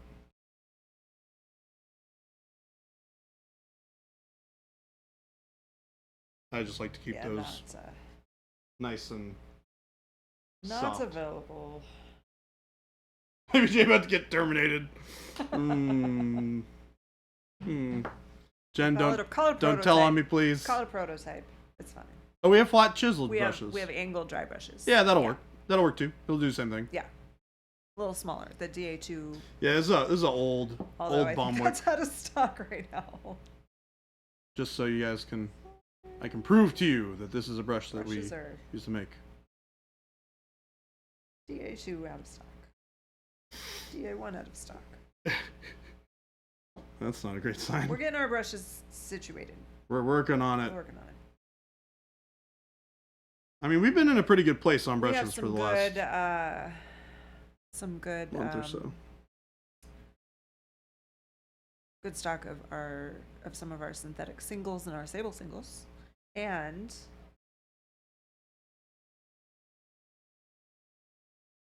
do we have rounds right now?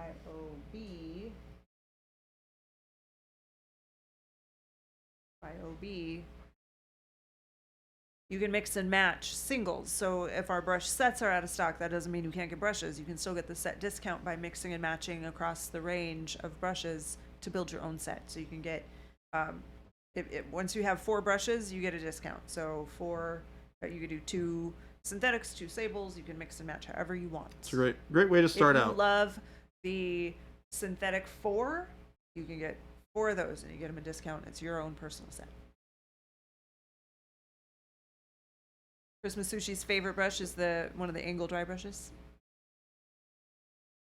Angle dry brushes are great. He was using this one, but not that one, the BAB he was using yesterday, I think. What happens if you use the metallic medium with a transparent? Time for science. It will it'll make a really bright metallic version of that color.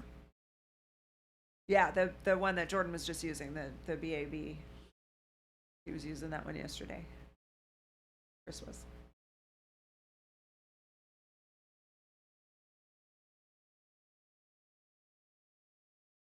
Oh, was Chris painting in my station yesterday? Gabe was in your station yesterday. No wonder my paint racks were swapped around. Gabe flipped them around for you and put them the right way. I was unironically kind of annoyed when I saw, because I was like in here like actually working trying to get stuff done, and I was like on a time crunch. And I was like, why are my things backwards? What the heck? He said he put them the right way around. Nope. Nope, that is in fact the wrong way around, sir. Omicron Samurai, that is a great question, for which I do not have an exact answer. I'm very sorry. What was the question? When do dry brushes come back in stock? Do not know. Hashtag soon. He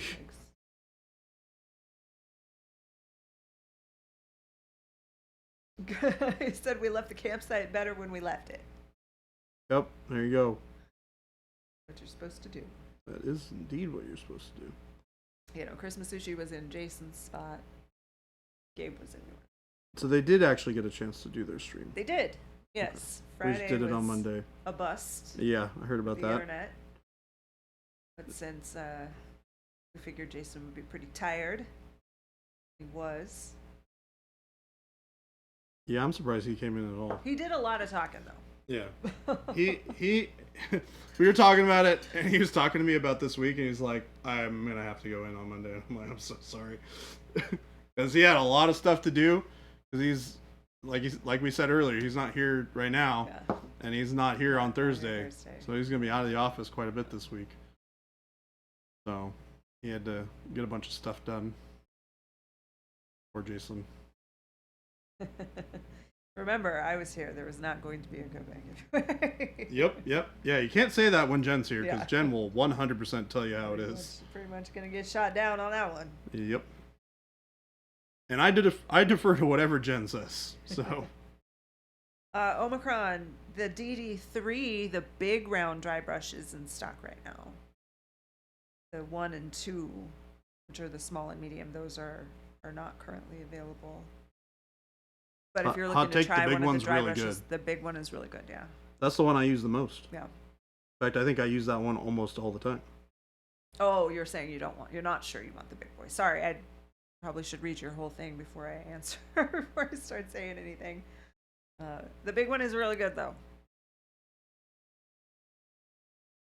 Yeah, all of the dry brushing I've ever done here, I've only used the big one for. Apparently the ranger wanted us to flip the campfire upside down. The DD3. This is the daily driver. Whoa now, Dapper Walkie. Y'all are having too much fun. This is unacceptable. We gotta cool it on the fun. Having entirely too much fun.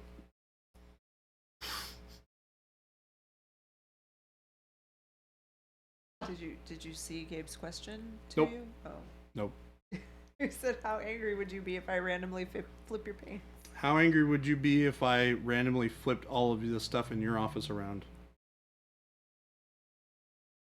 There you go. Sounds serious. I'm going to ask a question to answer your question. Answering your question with a question. Yep. Gabe. Mr. Gabe.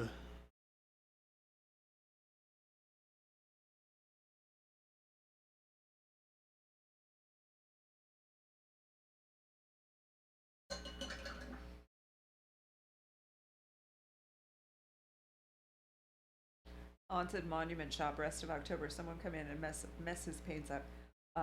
We have an alarm system, and I don't like it when it calls me in the middle of the night, so please don't do that. Yeah. Yeah.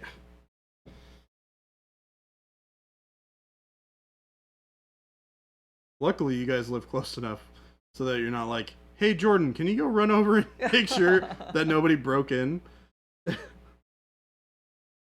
Because I am certainly close enough to be that person. No, we don't do that. No, you don't.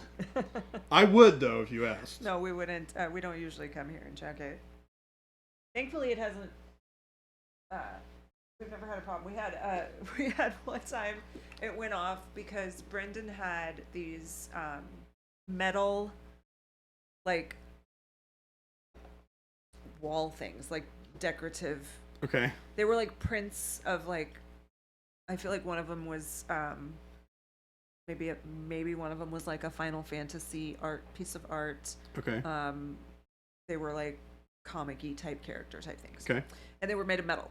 and he had them hanging on the wall. Like I think that the way they went on the wall was they had like an adhesive magnet that stuck to the wall, Mm-hmm. and then the metal just stuck to the magnet.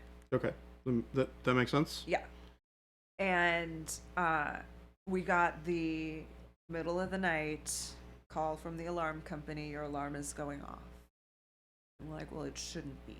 And then the next day when we got here, we realized that the alarm went off because those things were hanging next to. So in the offices with big windows, there's a glass break, things where it's sound. Okay. So like if someone busts through a window, the sound of that will cause the alarm to go off. Oh. So when these things, they fell off the wall onto his desk and sounded like breaking glass. And so the alarm went off. Ugh. Horrible. Yeah. Horrible. Yeah. We're done, chat. We're done. Done with that guy? We're done with this guy. He's ready to go do whatever. Ready to go fight in the Clone Wars. Do clone trooper things. Yep. Shoot some droids. Shoot some droids. Shoot some droids. Take this guy off of the thing. Oh my gosh, that's terrible. Why'd you quit using it? Quit using ours at work a couple years ago. Some dude threw a boat anchor through a window to get in and stole all the computers in the offices. That's terrible. A boat anchor seems like by one of the worst possible Are ways you you like could do on a that. waterfront? Or did he just happen to be carrying a boat anchor around?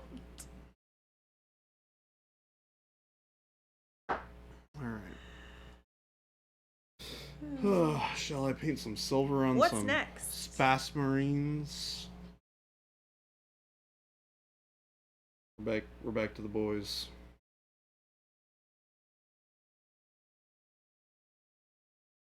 Recorrecting my bad decision making.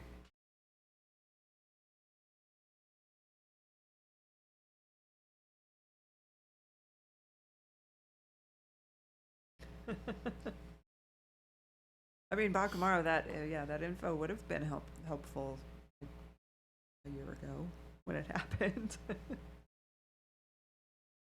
I don't think it was. I mean, the people who do the security stuff, they know that I'm sure they have a standard plan of what they look for and where they want to put their sensors and their things like that.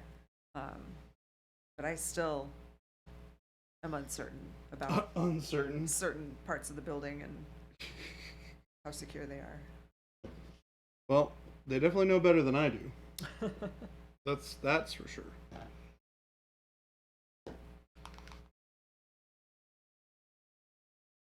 All right, we're doing our. Oh, that's copper. That's not what I want. That's what I wanted. Whoop. We're doing all the dots on the shoulder pads, folks. It's shoulder pad drop time.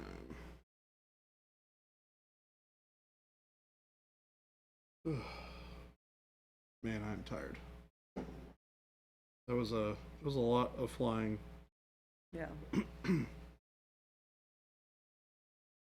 Remember, if a robber falls through your skylight, they can sue you if they get hurt. That's Thank goodness. stupid. Oh, we do have some skylights. I don't think anyone could get up to them, though. How does that work? What? The robber being able to sue you. Yeah, exactly. Doesn't make any sense.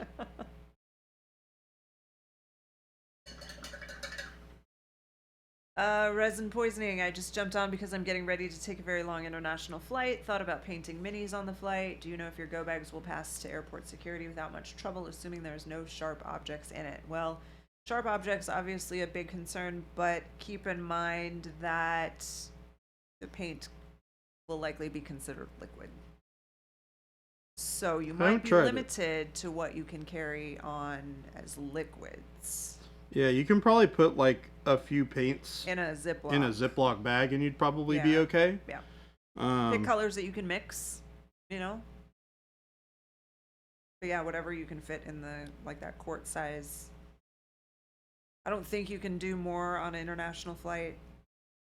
I think it's the same. But check the liquid requirements and then just use that as your or use paint as your liquids.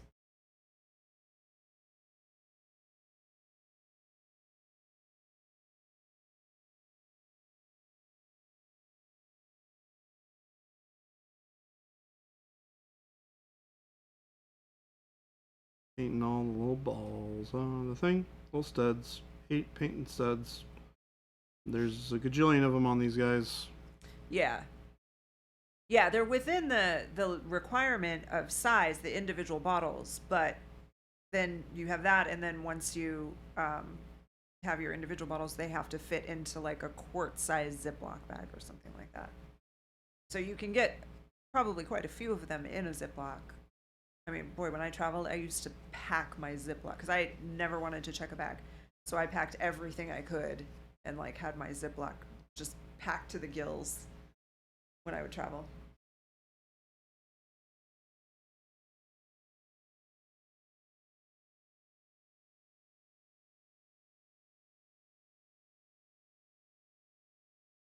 Oh, Dapperwalkie, that's an interesting point. I never thought about that.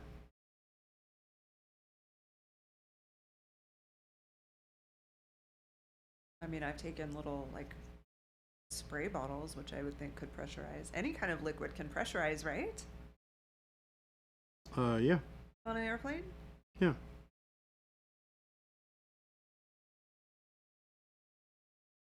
Well, it's not so much that the bottles themselves are pressurizing. The bottles are stuck at whatever pressure the normal world is at. Mm-hmm.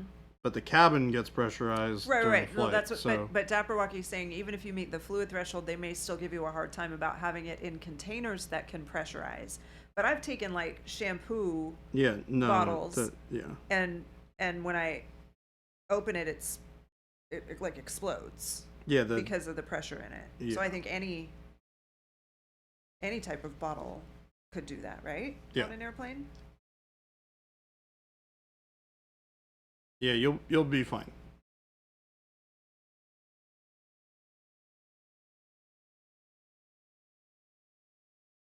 Yards, Tony, did you see how his explanation?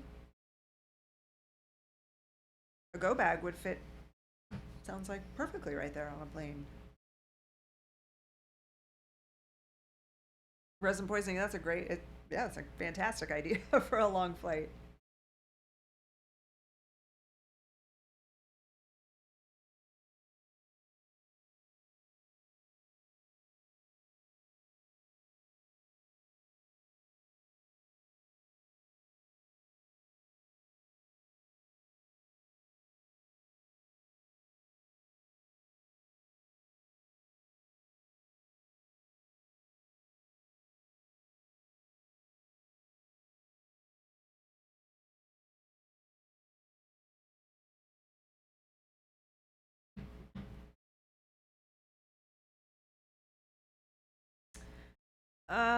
Remember talk of us making grass tufts. We did test some basing materials, some like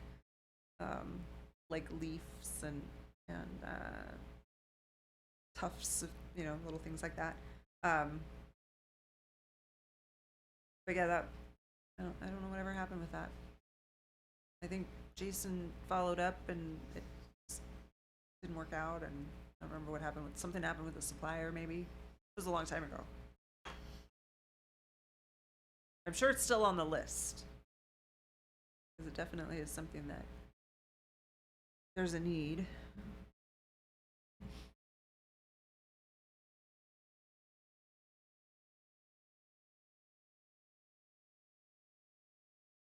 Oh yeah, it won't be anything that you'd be able to buy anytime soon, for sure.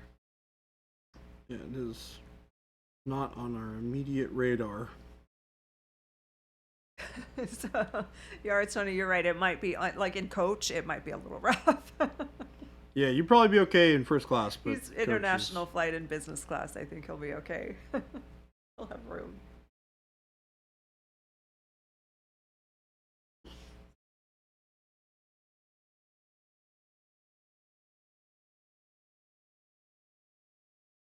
But yeah, turbulence, I assume, would be a very real concern.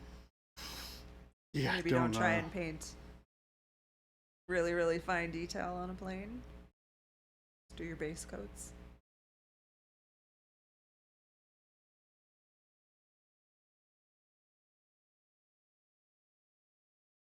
But resin poisoning, if you do this, first of all, have a great trip.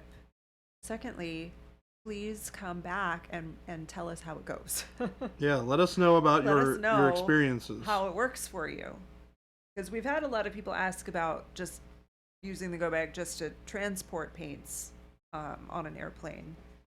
And, we've given some tips on that, but no one has actually asked about painting on the plane. So I'm very excited to hear about this.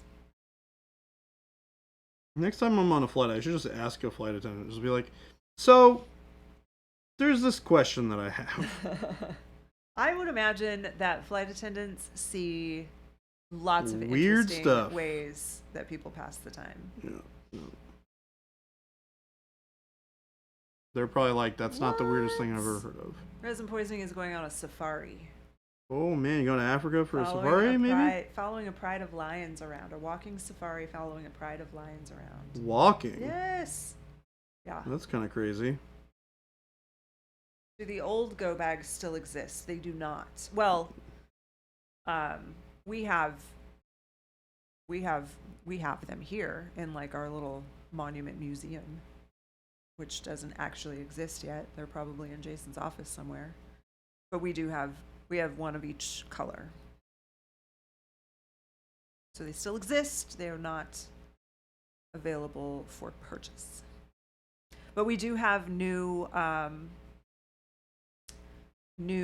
accessories for the Evo bag, as well as like a half size. Yeah, we have half size bags coming. Half size one. They will fill a similar role. Yeah. To what you would expect from the old bags. They're very cool, to be honest. Yeah, if you've got an old one, it's vintage. Hang on to that. All the trends come back.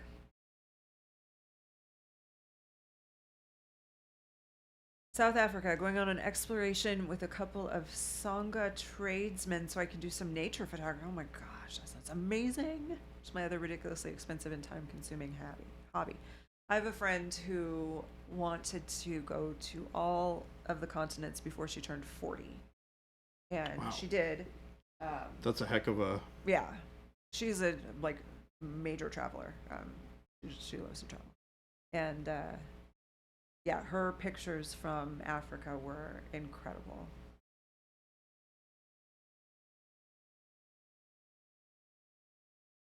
Are the items in the Monument Museum monuments? Yes, they are. That's our tagline. Come to the Monument Museum to see monuments. It's the Monuseum. Monuseum. Slayer Street. Have a good night. See you next time. Bye-bye. Oofed up. I wonder if we're going to get any nerds to come in and hang out with us. Well, a bunch of people were sick out there. Matt went home early sick. Philip went home early sick. What is it with people getting sick? I don't know what's going on. This is unacceptable. You guys stay away from me. Shark cage diving. My friend did that too.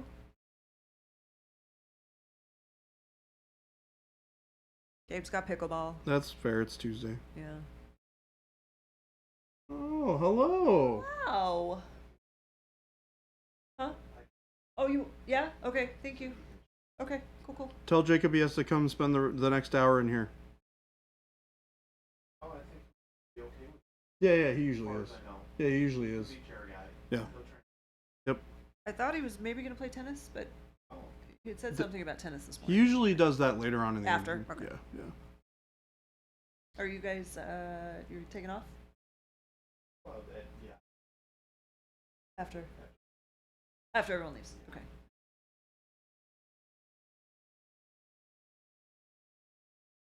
We're trying the door open because it was a little warm. Yeah. So we figured since there was really no one over here, we'd try it with the door open and see if it helped. I think it's fine in here. Jordan, how are you? Doing okay. Yeah. I mean, I'm also right in front of the lights, so yeah, it's always there's that. Always warmer over there. Yeah.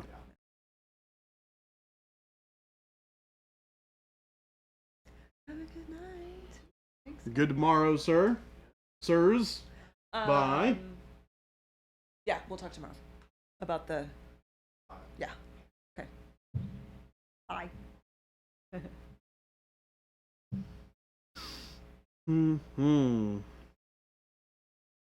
Yards, Tony said if there was a quick way to get to Phoenix, I'd come bother you in person, Jordan. I mean, there is a quick way to get to Phoenix. It's a plane. Wad Tomato has a sinus thing. I have had for months crazy, weird allergy things. My latest thing is that about 7 o'clock every night, I sneeze at least 3 times. What the heck? Yeah, sometimes 4. Yeah, allergies suck in Arizona. What that's about. Jason Jason gives me one bless you. He gives me a bless you after the first one, and then he stops because it's just too much. I sneezed in here earlier today.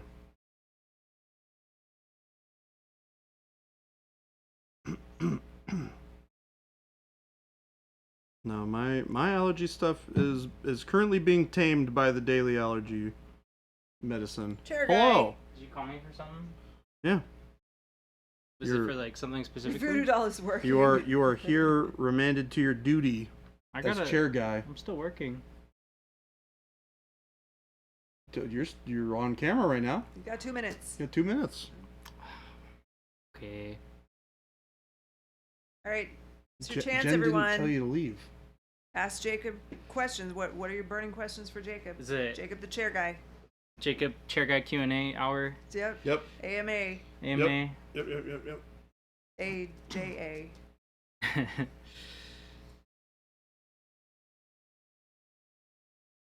Oh, here's my question. Did you beat Paul? We tied. We played 2 matches and I won 1, he won 1. What is this? My favorite paint is Jade. No one to answer that. That's a trick question. I'm sorry. It's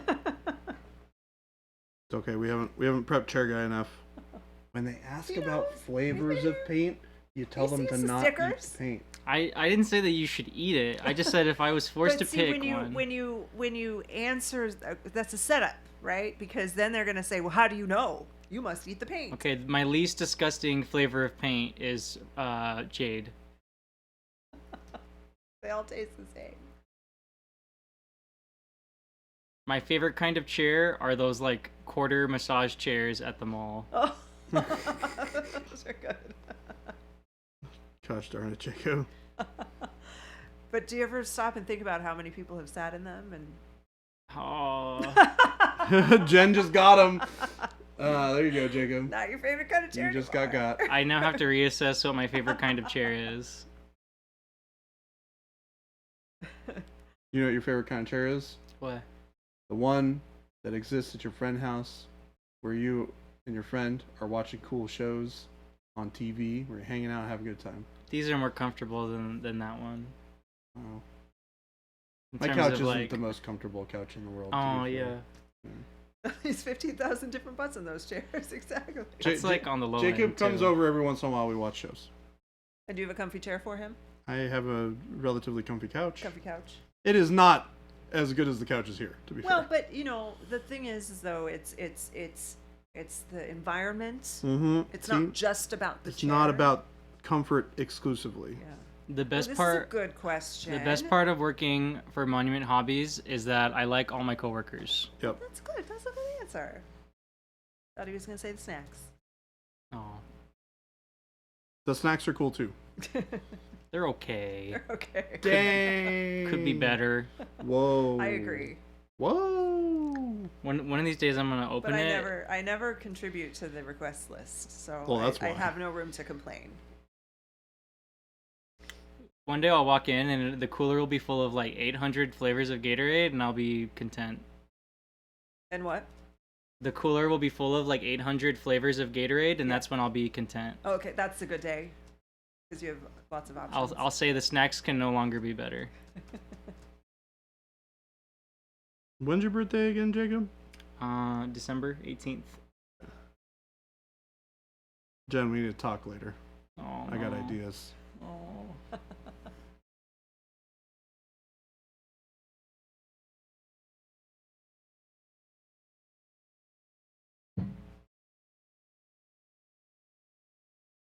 Well, chair guy, I've missed you.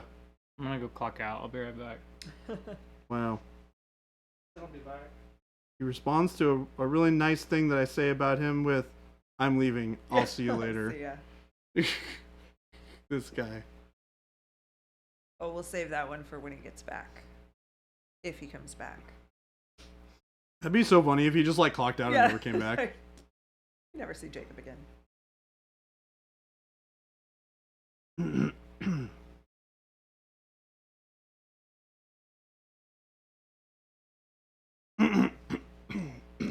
What? Tomato starting to ask security questions. What's the name of your first grade pet? teacher?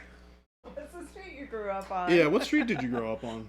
What was the model of your first car? You know what's funny is I could probably tell people the street that I grew up on because I never used that one. Yeah. Not the one I use. Yeah. Well, it was so funny when that was like a big thing on like Facebook of you can find out your I don't know, your like old-timey movie name by taking the name of your first pet as the first name and your street that you currently live on as your last name, and it's like all security questions. Yeah. My grandmother's maiden name is Madrid. He's just giving it out. They didn't even ask. How about this? I grew up in California. The street that I used to live on is named Chalda. Chalda? Chalda. Chalda. Chalda. Does not sound like a real word. It was the name. It was the street. What's the airspeed velocity of an unladen swallow? 12. Is that real? No. Oh, the It's question, 20 miles an hour. The question that we saved for you, Jacob, is the paint actually manufactured or is it conjured via some pact with the chaos gods? That one. It's conjured, but I can't say how exactly because I don't know personally. Not privy to that information. Let's just say chaos is good to us. African or European? Do you even have a social security number? Prove it. I hope so. I hope so. They keep on telling me that I have one. A European is 24 miles per hour.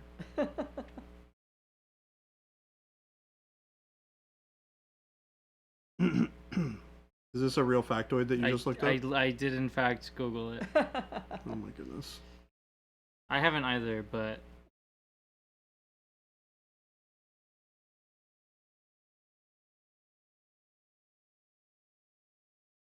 what about a laden swallow?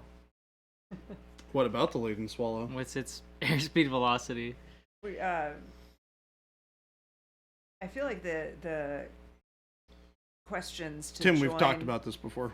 to join the Monument Public House are the Holy Grail questions. No, they shouldn't be because I wouldn't be here. Well, it's what is your name? What is your? I mean, we're not serious about it, but it's like when you if you want to join the Monument Public House on Facebook, you have to answer 3 questions or something like that, and it's what is your name? What is your quest? And then maybe what is your favorite? What's the best parochial color or something like that. They've all got homework.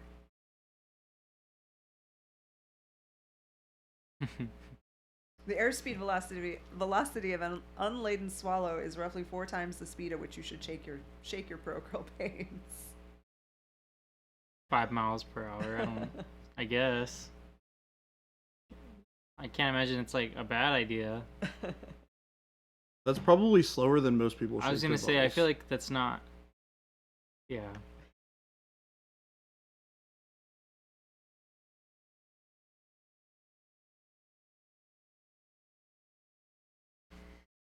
Because you're also not at a constant speed when you're shaking a bottle back and forth. Ooh, Baka, that's a good one. We might have to update that. Nobody joins that group anymore, I don't think. Not that anyone posts in it. Or it should be, what are you not allowed to do with paint? No, I like this one. The third question is, what's the best flavor of Pro Acryl? And the only accepted answer is don't eat the paint. Otherwise, you can't be in the group. That's true. Yeah. Jacob!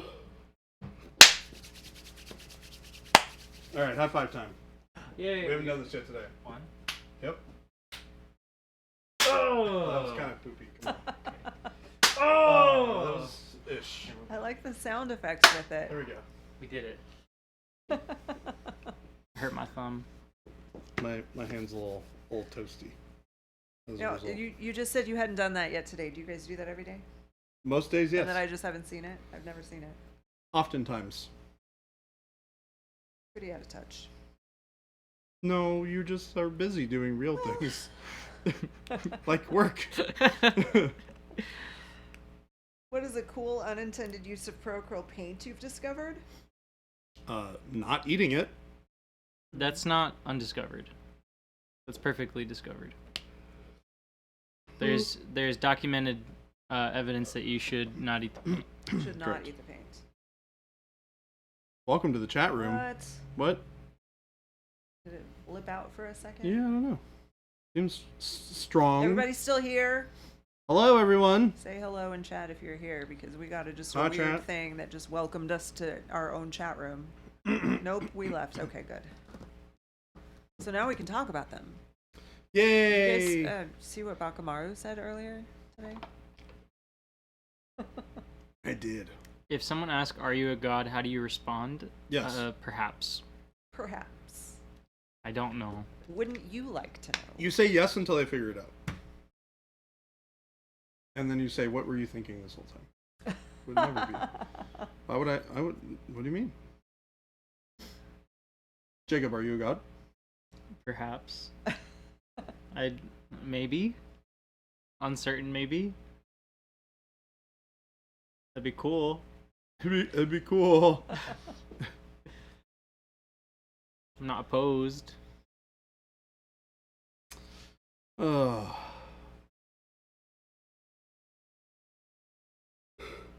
think you all failed. What have I failed at?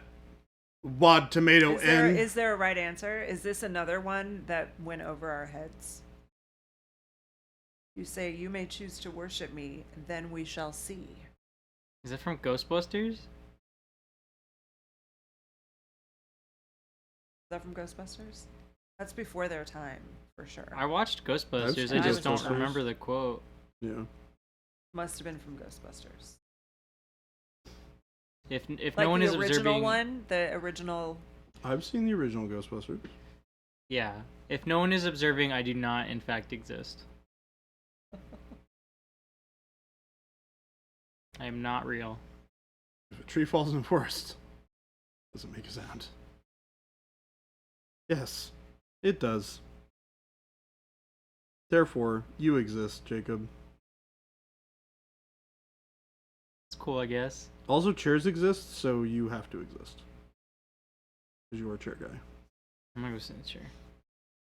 Actually, no, I have to leave right now. Wait, you gotta leave? Yeah, Why? I have stuff to do. It makes me sad. Almost forgot. It is not wrong. Yes, it is. Yes, it is. Okay, Bye. get out of here. It's wrong. Get out of here with your wrong statements. Bye-bye. Bye. Are you leaving? Yeah. He's just like, oh, I gotta go. Oh, I was like, why you leave? And he was like, because I got stuff to do. okay. I got Big stuff to do. plans. It involves going for a Important walk plans. and then going to the grocery store and buying some fresh fruit. That's what his plans are? That's what my plans are. Oh. That's what I'm going to do.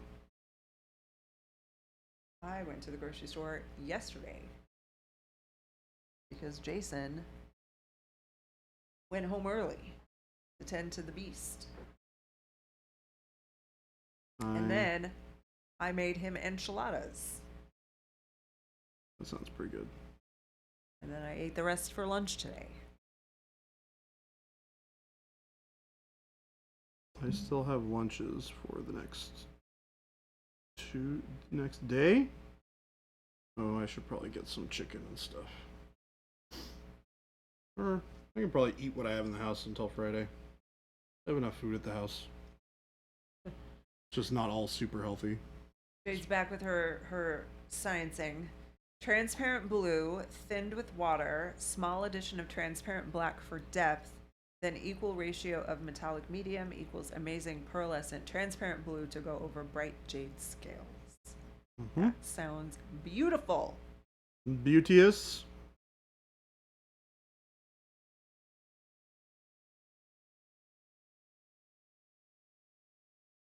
Is Jason taking care of the monster dog at home? He is at a meeting. Or he's still at the meeting? Oh yeah, he'll be there till like 6. Oh goodness. Yeah. It's like it was a lunch and then meeting and then mingling happy hour kind of thing after, I think. Mingle? Ooh. Yeah. Fancy I think they do that always, because we went to something a couple weeks ago and it was like a lecture kind of thing, and then afterwards they have a little social hour where people can talk and chat, catch up.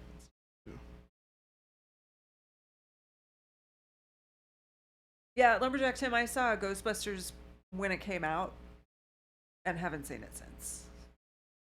So I'm not ashamed, really, that I didn't get your reference. I know Sigourney Weaver is in it. And, yep. I've seen it. I remember the Stay Puft Marshmallow Man. Yep, I remember that too. And their car.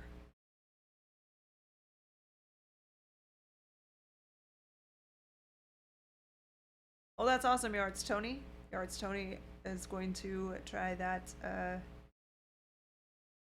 mix that Jade just talked about. Nice.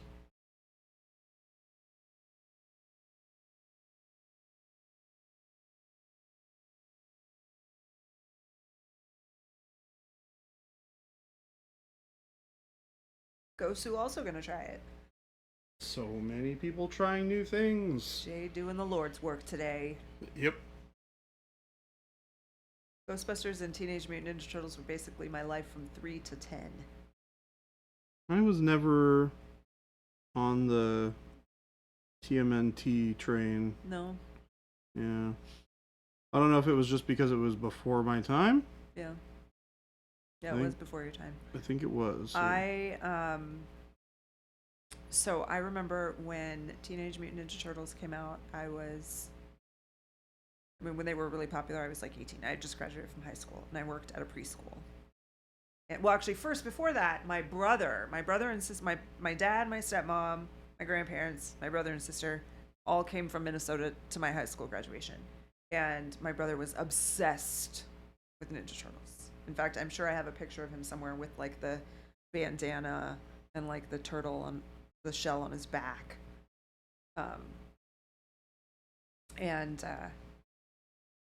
I knew their names, and that's about it. But I had these things. There were these things called bow biters that were these little plastic things that you would put on your shoes. They were for kids. You put them on your shoes, and it would keep your shoes from coming untied. Okay. And I had all different kinds of, because I worked at a preschool, so yeah. I was working with little kids, and so I had all these different. I had like Sesame Street ones, and I had Teenage Mutant Ninja Turtle ones. And that's the extent of my Ninja Turtle. Thank you. Panic Bomb Arcade remembers those.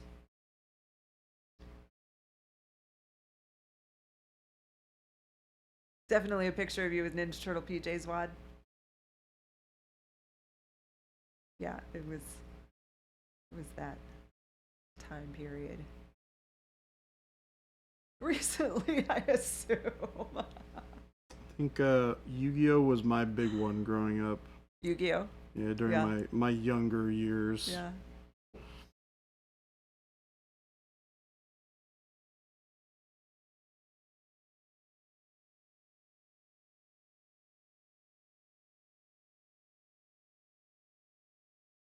It was actually, ironically enough, it was Charmed, Yu-Gi-Oh.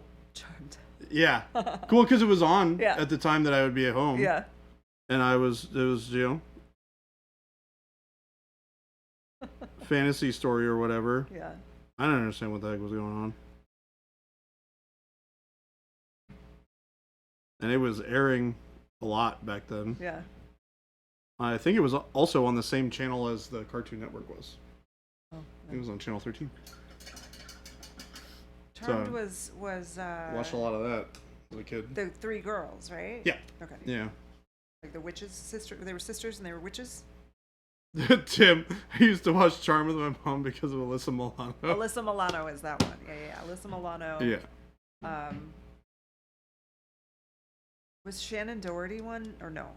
I don't remember the names of the actresses. One of them was on for a while and then was like fighting with everyone, so she got kicked off. Maybe that was Alyssa Milano though. I don't remember. I don't remember which one is Alyssa Milano. It's the only one whose name I remember. I think I know which one it is. I think it was the youngest of them. Oh yeah. She was from Who's the Boss? Yeah. Now I remember. Shannon Doherty was on it? Okay. I Yeah. see her in these pictures. Yeah, her name is up there at the top. Oh yeah, there she is in this picture right here.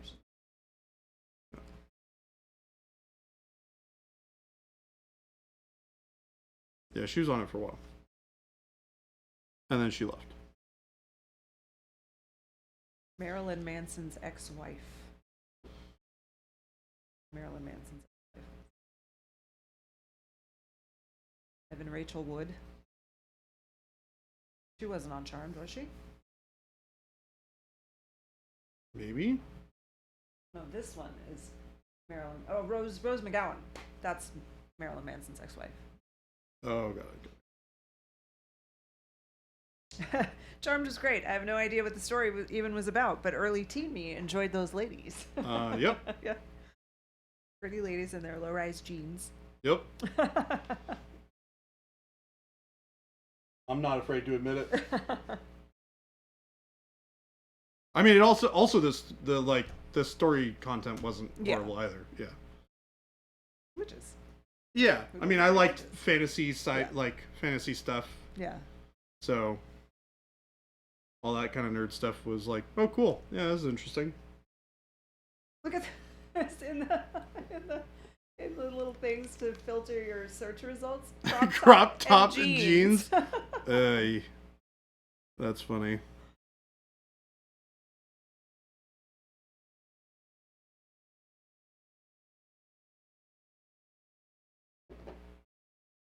I mean, well, yeah, I guess now I'm looking at it, I'm like, I dressed like that in that time period. But Alyssa Milano is probably like my age. Probably. Because she was on Who's the Boss when I was in high school. She was a high school student on Who's the Boss. She might even be a little older, to be I honest. don't think she's older. I wouldn't be surprised if they cast her as she was a little older, maybe. She is. Oh, she's just a couple months younger than me. A couple months younger. Yeah. Okay. Is that a picture of her now? Yeah. Wow, she looks completely different. She's had some work done.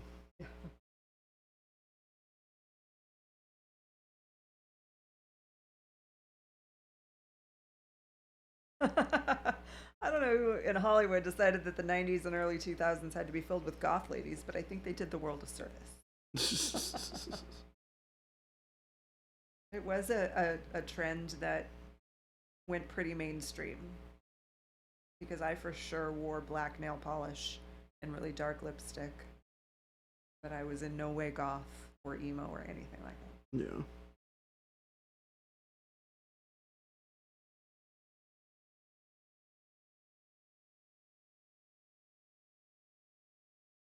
Power Rangers, Buffy, Dawson's Creek, Stargate, SG-1, Babylon 5 got me through the 90s and early 2000s. You know, it's really funny. Dawson's Creek. I love Battlestar Galactica, or Stargate SG-1. Yeah.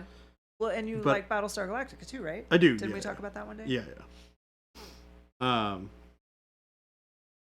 just got it mixed up for a second. But I didn't ever start watching it until like after it was mostly done airing, I think. Uh-huh.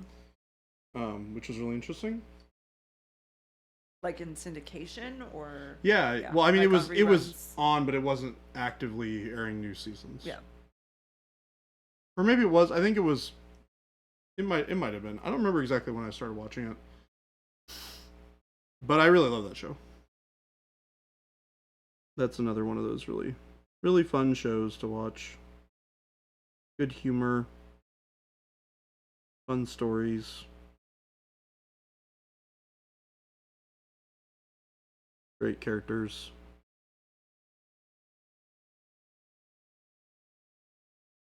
It was definitely... I definitely started watching it after I watched the original movie. Oh, it's a movie?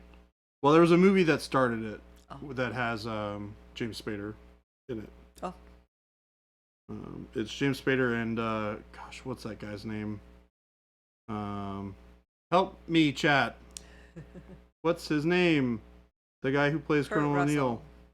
Kurt Russell. Yep. Chat knew what I was going for. So James Spader was in. Hold on, I gotta make sure that I. He was in the this right. Blacklist. Yeah, no, I know. Yeah. But he was also in some movies. Yeah, Pretty in Pink. Yep. That's also what James Spader was in. The voice of Ultron in the Marvel movies. Oh yeah. I knew that. Did I know that? Or maybe I didn't know that.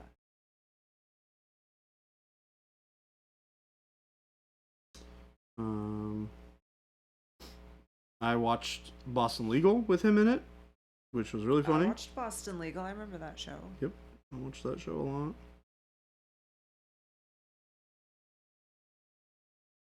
Trying to like remember when I actually watched these shows. I don't really remember, to be honest with you. I remember that I've watched them, and I remember the shows, but I do not remember when I watched them.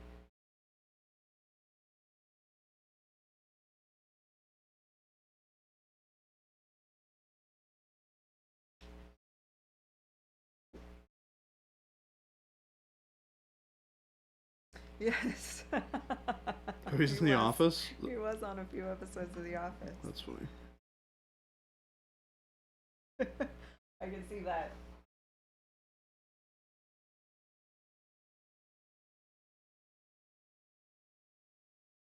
I really, really like him in The Blacklist. His character is great. I just don't like that show. How about Night Court? What about it? The original? I feel like we've talked about that because they have a reboot of it where it's the Harry. I think it's Harry's daughter.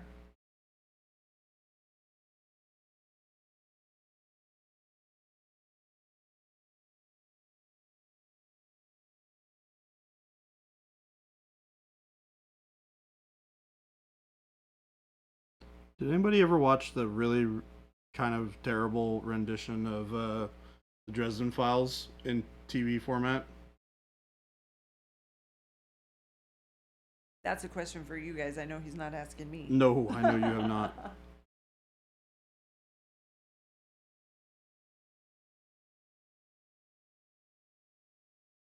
Lady Wolfen says yes. Mm-hmm.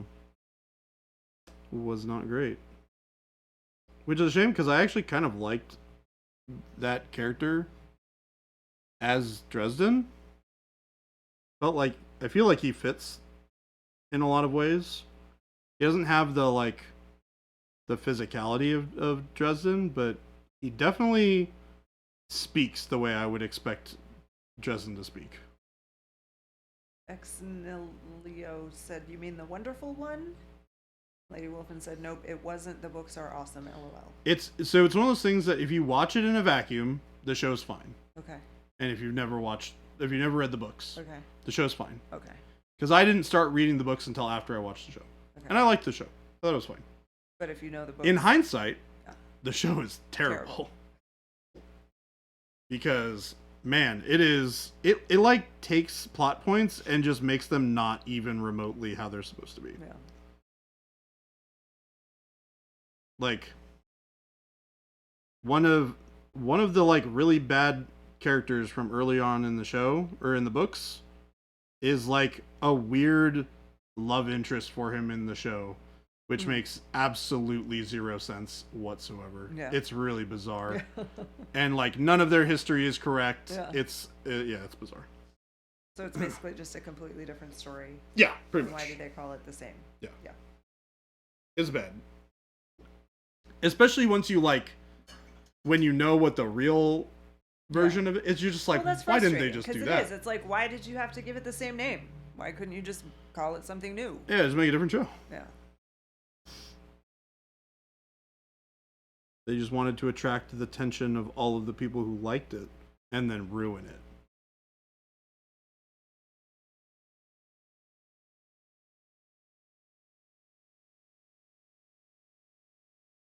But Tim, were you talking about the original Night Court? Or the new updated version of Night Court? I have no idea what that is. Well, Night Court was a sitcom from the 80s. Got it. Yes. I'm assuming the first part. Yeah, it was a sitcom from the 80s about Night Court. So, like, people who committed little petty crimes, like...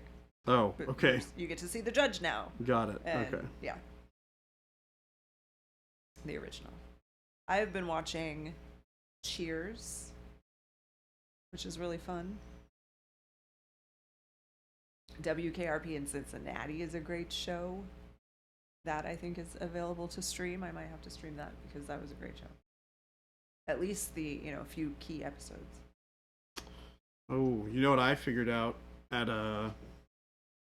New York City Comic Con this week is For All Mankind. Yeah. That show that you don't Yeah. like, that I really Yeah. love. Their fourth season is starting in like 2 or 3 weeks. Cool. Yeah. They Yes. were. Sorry, go ahead. I was just saying they were Continue. previewing the first episode of the new season. Oh, cool. At the Did you get show. to see it? No, Oh. no, I was working. Oh. I don't get to actually do anything at any of these shows. That's right. Remember? I've been there. Yeah, it's been a while, but I've been to that. Yeah. Yes, I saw that Omicron. Frasier is coming back. They're like doing a reboot of Frasier, like with Frasier as an old guy. Oh, really? Yeah. What the heck? Yeah, like a continuation, I guess, of his story. Come on, Hollywood. Let's get some new stuff out there. Let's stop rebooting stuff. For All Mankind is one of Yart's, Tony's favorite shows. It's super good. That is the turkey one. That's real the best good one. show. It's classic. I had to ask some questions when I first watched the first episode to get me to watch the rest, but I'm glad I did.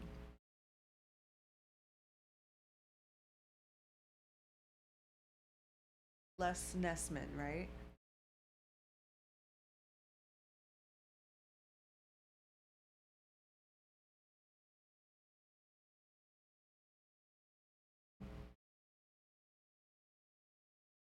It's so crazy.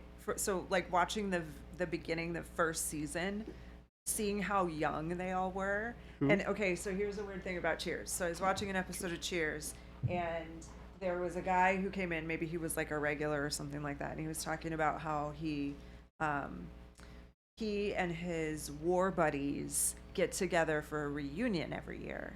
And, it's this guy, and he comes in, and he's an old guy, and so if you saw an old guy talking about the war, Jordan, what war would you think he was talking about? Probably World War II. World War II. Yeah. Yeah, me too. If it were like an Like elderly gentleman, like yeah, like very in his, elderly like, gentleman 80s, now. yeah. Now, Yeah. if he walked in, was like, "Hey, I want to paint some model airplanes," we would think World War II. We would assume World War II. Yeah. So that's where my mind went as I'm watching this show, and then I realized, oh, but wait, this episode probably aired in like 1983, Yeah. and so They were not talking about that they war. were talking about World War One. Yep. I'm like, oh my god, crazy. Well, the interesting thing too is like nowadays people don't refer to any of the things that have happened in recent, like even remotely recent memory as like the war, Yeah. right? They refer to it as like that was in Afghanistan, Right, or exactly. Kuwait, or right. Even like now, like Yards Tony is saying Korea or maybe even Vietnam now. right? But they would would refer say to it as Vietnam. Korea I was or in not? Vietnam. Yeah, Vietnam. Yeah. Yeah. Yeah. But World War I and World War II, you would talk about like They the refer war to it as veterans. the war, yeah. Yeah. So it was just surreal because I was like, oh yeah, this show was on when I was like a little kid. Big Bobzilla, hello. Big Not late, you're right Bobzilla. on time. Hello, hello, hello.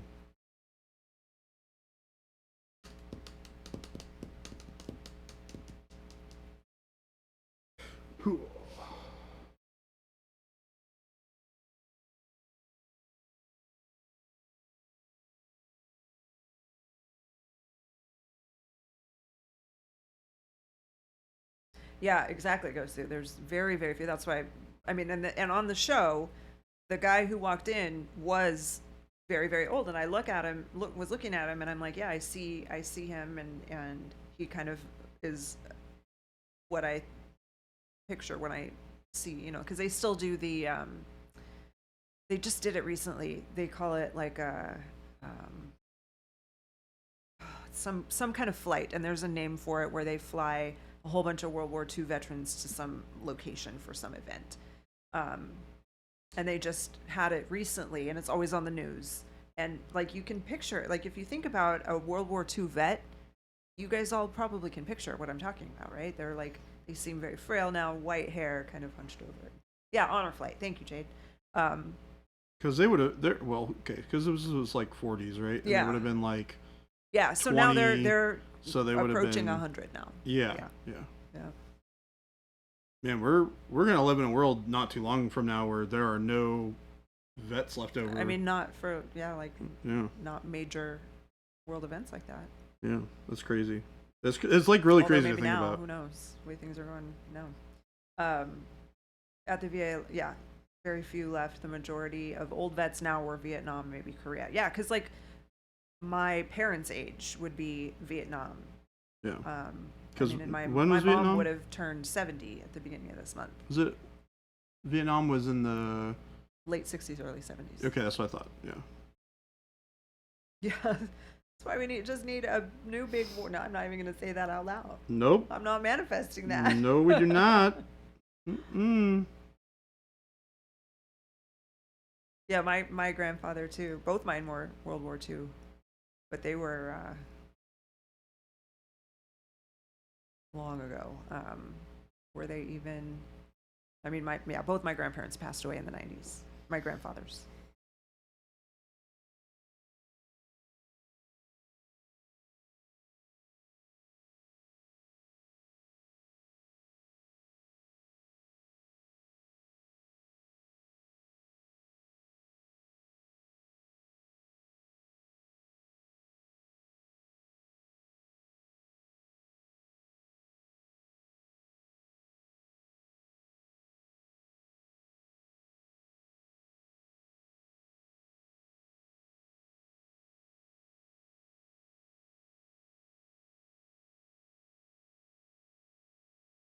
Didn't we just have one that went from 01 to 21? I feel like there's just a different, I don't know, I don't even know what to say it. But like when there's a draft, I feel like it's Things are going down Yeah. when they start drafting people. Yeah. exactly.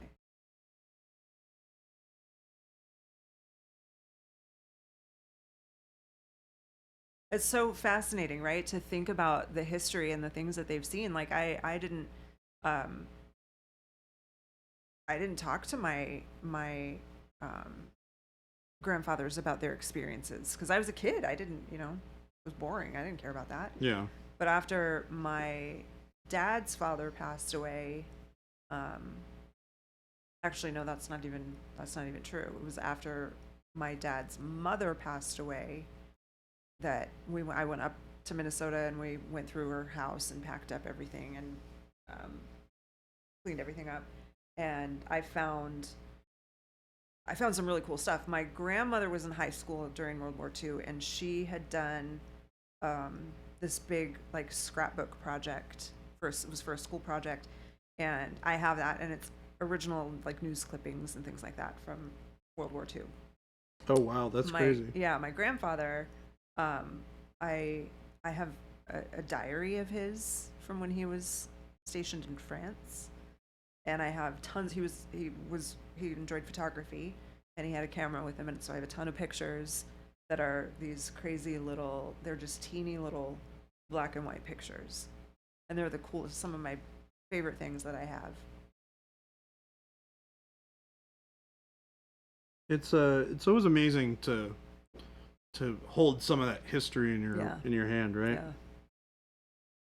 I think that's one of the things that, you know, I wish I had started appreciating much younger in my life. Yeah, no, I wish I would have talked It's really a to shame. my grandparents about it.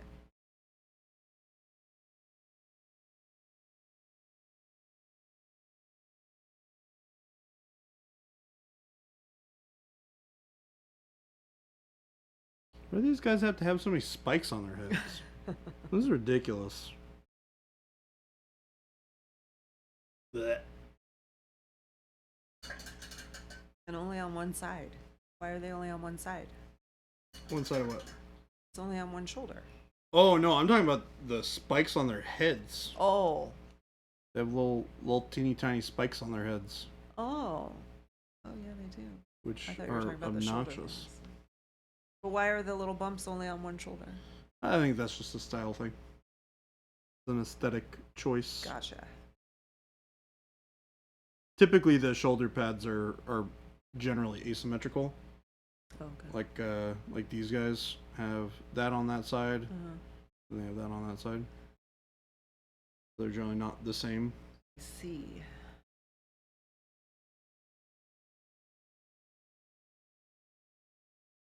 Have a good night, Tim. Night, Thanks for hanging Tim. out. We're getting pretty close to our call time. Yeah, about 20 minutes.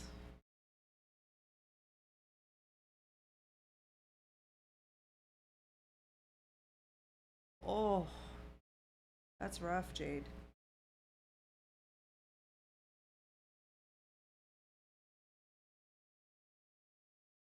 Oh wow.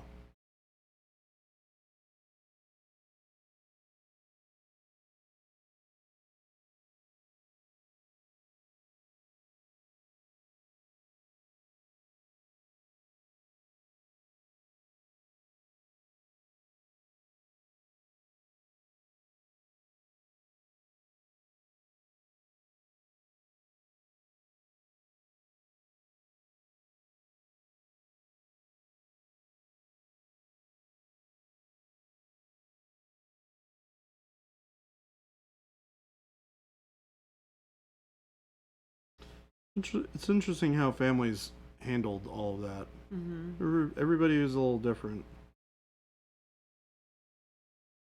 Some people really just hid it all away Yeah. and just never brought it up again. Yeah, my friend's dad was in Vietnam and does not talk about it at all. And there are certain like words or like phrases that are triggering to him, Yeah. you know, that they just learned not to say.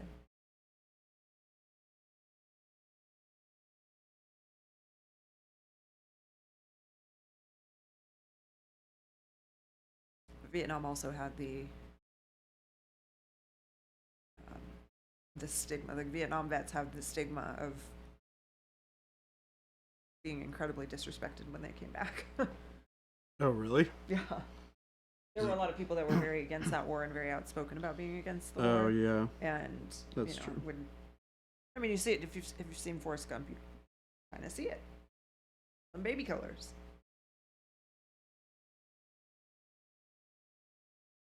That's crazy. Night, Jade and Chuck. Have a great night. See you guys Good night. next time. Thanks for hanging out.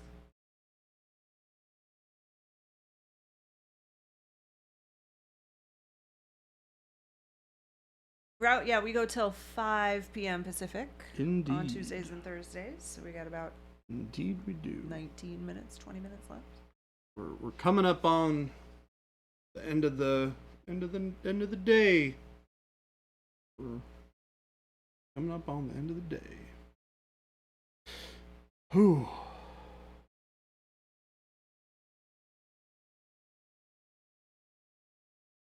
excited to almost be done with the silver on these guys. Yeah. Fixing my mistakes. Uh-oh. Well, they're not mistakes. They were just... But I mean, you know what? That's a good lesson, though, that you can always fix stuff. Yeah, it's not sometimes so you much a mistake that I'm fixing as a change of decisions. Yeah. But it's good. I like having my mistakes be shown to chat. I don't hide from making mistakes. We're all humans. Yep. We all make mistakes. Well, and the thing is, like, it's okay to make mistakes. Yeah. It's okay to change your mind. Yep. As much as I get goofed around for repainting my models all the time. You know, if you're not happy with what you're working on, exactly. Change it. Exactly. I just am indecisive a lot of the time. And that's okay too. Or I have a tendency to bite off a little bit more than I can chew when it comes to projects a lot of the time. So I have to like reassess after I've started and being like, okay, this is not going to work the way I wanted it to. I don't really want to do non-metallic metal on 100 different models. Yeah, exactly. Because that's what it's going to be. They are opportunities. Exactly. Yeah. Definitely did not want to paint non-metallic metal on all. As it is, I'm going to have to take a break after these guys. This is a lot. It's a lot of models. It's a lot of models to work on. And all the fancy doohickeys make it worse too, because like all these little studs in their head, right? Like these all need to be silver. But screw painting these things non-metallic metal. I'll tell you that right now. No, sir. Avian, you got about 15 minutes. You got here just in time. What's up, We're not Avian? saying goodbye just yet. I say hello. Nope, Spatsnat, you're wrong. Oh, I didn't read that last part. The first part is correct. Correct, yeah.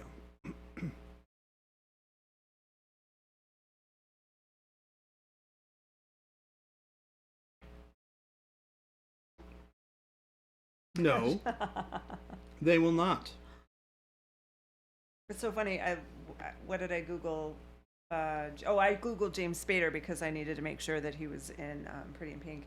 And I left that window open and I'm looking at the little about. And it says, James Todd Spader is an American actor. He is known for often portraying eccentric and morally ambiguous characters. Yep. That's pretty accurate.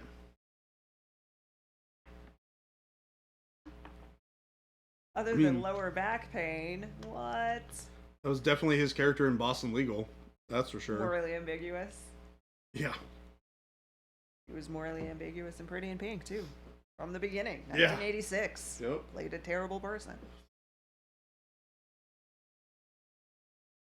Avian, you got to do some yoga. And get a standing desk. Those things will help your back pain. Man, I got wrecked by the beds in... Oh, were they bad? Yeah, at least for the first couple of nights, it was pretty rough. Yeah. I was like waking up with bad back pain. I didn't ask Jason. I forgot. I think he was fine. Yeah. I think he was fine. He takes his pillow now, so that I think makes a big difference for him in how he sleeps there. I might start doing that, to be honest. I have extra room. Yes, Gosu, I am swapping to true metallic metal. I'm not going to repaint everything. Like this guy, I'm not going to repaint because he's really cool and I think he looks really good. So I'm not going to do that. These guys I will probably leave as is just because I'm lazy. The tank is already done, so I'll probably leave the tank as is. Thank you, Gosu. Source wants to know if you ever thin with medium rather than water, not for glazes and washes, but just for painting. Yes, sometimes. Typically I'll do both. Very rarely will I just do medium because I You like the deeper green on the tank? Um, so let me finish this first one. I'll get to the green in a second. So remember what you're using the medium for. So I'll use glaze and wash medium because I want extra opacity. Or not opacity. I don't want as much opacity on what I'm painting. So typically I'll add glaze and wash medium to something that I'm hand painting that I want to go on a little bit smoother. That I'll get nice smooth transitions on because it'll be a little bit more transparent. And then I'll typically thin it down with some water. So I don't typically just do one. I'll do both. But I like to work with like pretty thin applications of paint. Sir Yordle, this is actually the same green, believe it or not. Oop, that's the wrong way. These two are the same green. If you can believe it. Why do they look so different? Maybe because we have something awesome called not oil wash that's coming to a place near you called Monument Hobbies very, very soon. Hopefully. This stuff is wonderful though. But this is what all of these guys were treated with. That's why they have darker feel to them. I did it to my Abadabadabadon. Mr. Abadabadabadon. And then I think I did I do any of these? Yeah, I did this guy as well.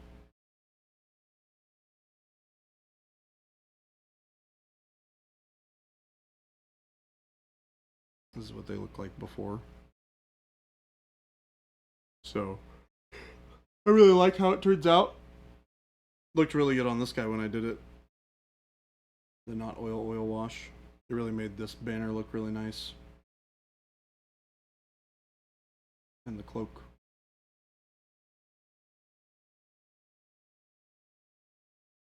So, yep. Excited about that. That's all looking real good. Oh yeah, I also have this guy. I have a lot of this army like painted so far, to be honest. Pretty happy with it as a whole. Unfortunately, these are a little off color-wise. This one's a little darker over here, just because I used a heavier mix of the not oil wash. I will not be using this heavy of a mix in the future. But I don't really want to repaint it because I think it looks cool. I might redo the gold, to be honest. Just because it doesn't match as well anymore. But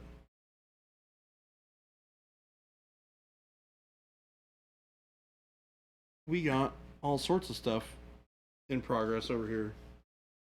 And then I have 20 more of these guys that are just reavers that I need to paint up.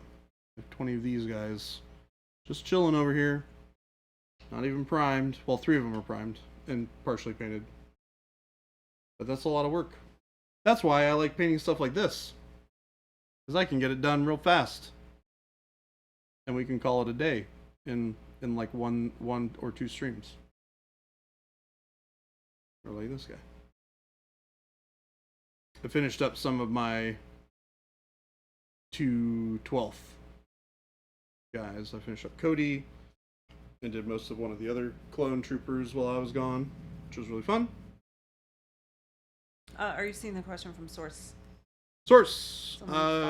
Someone who follows painting guides schemes for all of my stuff still, which most of them are using Citadel paints. You struggle for finding the right color from Pro Acryl, because Citadel has millions of colors. What color are you looking for, Source? Also reminds me that somebody mentioned that, I think Jason mentioned that somebody was asking about my Sons of Horus color palette. in Discord. Yeah. Yeah. Do you remember who it was? You're tagged, I think. Okay, cool. Yeah. I'll pull it up. but he did. I'll go through it The tonight. guy, whoever it was, asked again this morning. Okay, perfect. And, I will. but I go don't through and think they answer it. tagged you this morning. Okay. I think it was a response to Jason's. I can look really quick actually on my phone. I'll tell you.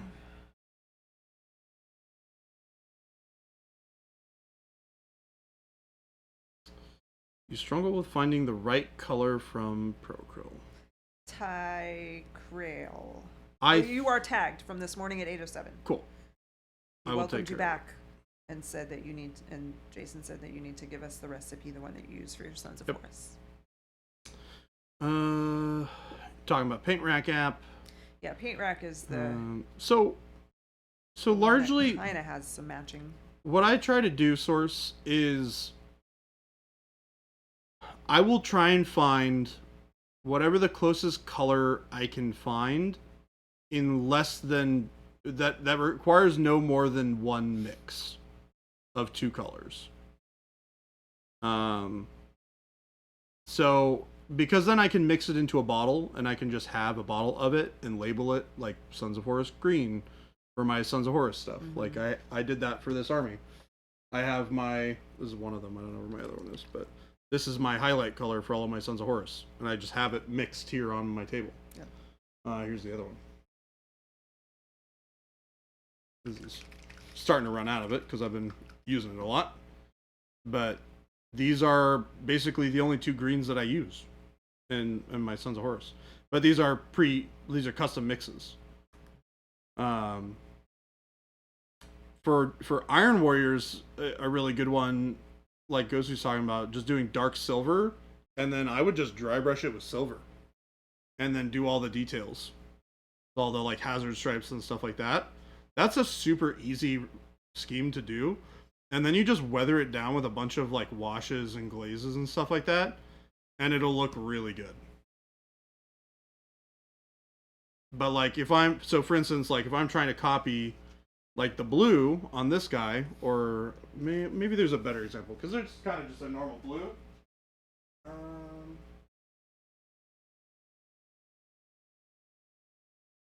If you look at like Asajj Ventress's dress, right? This is a little bit of a riff on her actual color of her dress. It's not this blue. But it's very recognizable because it's close, right? So it's okay to have something be close but not exactly the same, as long as you like it and are enjoying using it and mixing those colors. Kalani was kind of the same deal. I didn't have an exact color match for Kalani, so I was just like, okay, what colors are close to that palette? Do you have any tips though? Because that's, I think, what Source is asking. Because the question ends with Like, any tips on finding the right color, because there's so many Citadel colors. So how do you have any tips for like, all right, I want to look at that color and recognizing what colors might be good for mixing? Yeah. So a lot of that has to do with understanding how to mix color. And yeah, okay. So I understand your question better now. It's a more complicated question to answer, because there's not an easy way for me to just say, here, do this and this, and this is your answer. The thing right? is, what it really comes down to is that when we make our colors, we're not matching them to others. We're making them because there's a place for them in our line. So, matching, we're not ever going to be able to tell you what's going to match exactly, just because that's not. Well, I think the question is even deeper than that. I think the question is, how do I mix color? Right. Yeah. In a very broad question, right? And well, and that's where, and again, I'm sorry to interrupt. No, you're back fine. to like the app, which Bakamara recommended Paint Rack, and Source said that those are usually useless for finding similar colors, and that might be true because we don't have something that's exactly the same. So you're going to look and say, all right, what is the closest to this in Acryl, and it might look completely different to your eyes. But I think that might be a good starting point for getting a better feel of how to mix colors. I think a good starting point too is to experiment. Yeah. I think doing a color chart is a great way to do this. where you would make, I mean, I wouldn't even mind making one of these. Probably not a bad thing for us to have for people to just try out. But to make a mixing color chart that has all of our colors on it and mixing it with other colors. And you'll see by doing that how certain colors interact with other colors when they're mixed. Because it's not the same as light, right? There's two different forms of how colors mix. There's the way light mixes together when you mix colors together in light. And then there's the way that they mix when you're mixing pigments together. And those two are very different. For example, the whole RGB color palette for mixing is based on how light mixes. It's not based on how pigments mix. CMYK, which is cyan, magenta, yellow, and black, is based on how you would scientifically mix pigments. So back in, middle school or elementary school, when your art teacher or your teacher was just like, hey, you can't mix red. Well, that's actually not true. You can mix yellow and magenta together and you get red. Because those cyan, magenta, and yellow are the primary colors when it comes to mixing colors together. I was thinking of like a printer cartridge. Right. Yeah, that's why all of your printer cartridges are cyan, magenta, and yellow, but and black. You can print in red if you want. Yep. The only thing that you need to print to make any color are those three things, or those four things. Technically, white is probably a good thing too, but that's a good starting point. So you could even take you could take sky blue, you could take dark magenta and golden yellow, and you can just start mixing those colors together to see what those core colors make. Where you start getting into weird places with color mixing, and this is one of the reasons why our colors work really well for this, is when you use brands that are not based off of a minimum amount of as few pigments as possible. When you mix colors, you're going to get weird results. Yep. Because the way our colors are all designed is we find the closest possible pigment to what we're trying to make, and then we adjust a little bit with white or black typically. Yep. So that allows us to have a color that mixes in a way that you would expect based on how CMYK mixing works. The problem with a lot of other brands that you're going to find is those colors are mixed using like 5 or 6 different colors to get the exact same thing. It's how they mix house paint. They take a white bucket and then they put ink into it, or they put pigment into it, and they mix it up, and it's an exact mixture of colors to give you a very particular shade of whatever color it is. And the problem is, because that paint has so many different colors in it, those pigments still exist within that mix, and when you mix that with something else, you have more of a jumble of different colors instead of when you're mixing a true magenta pigment with a true cyan pigment, right? Those two things will look very different. Every time you mix a cyan and a magenta pigment, they look exactly the same together in the same proportions. It's always going to look exactly the same. It doesn't matter where it comes from. So yeah, source, you end up with a gray or a brown. That's because the more colors you mix together, the closer you get to black.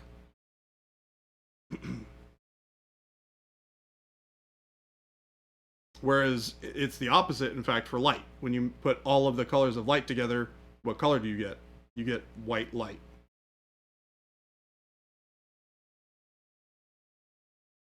It's kind of the opposite, which is really interesting. So my best suggestion would be to experiment. Yeah. It's one of those things that you can do a lot of research. You can do a lot of okay, what are these colors supposed to look like when they're mixed? And you can kind of find that information online. But it's better for you to just sit down and just experiment with color. And the more you do it, the best the more you will develop that part of your brain that just knows what colors look like when they're put together. And the way that you color match is you work backwards. You go, okay, if I were to try and achieve this particular shade of this color, what things would I add to it to achieve this mix? And the more you do it, the more you'll start to see the little subtleties of like, I have these two colors mixed, and then it's just a touch of this other color to add a little bit of something else, right? We need BabyJ to have puppets at the desk so I can follow along with these serious help segments. But yeah, Source, this is a great idea. I would like to work on some sort of thing to help kind of figure out how to easily explain this information to people, because it is a very complicated. It's probably the most complicated part of painting. Yeah. Is color mixing, because there's no easy answer for it.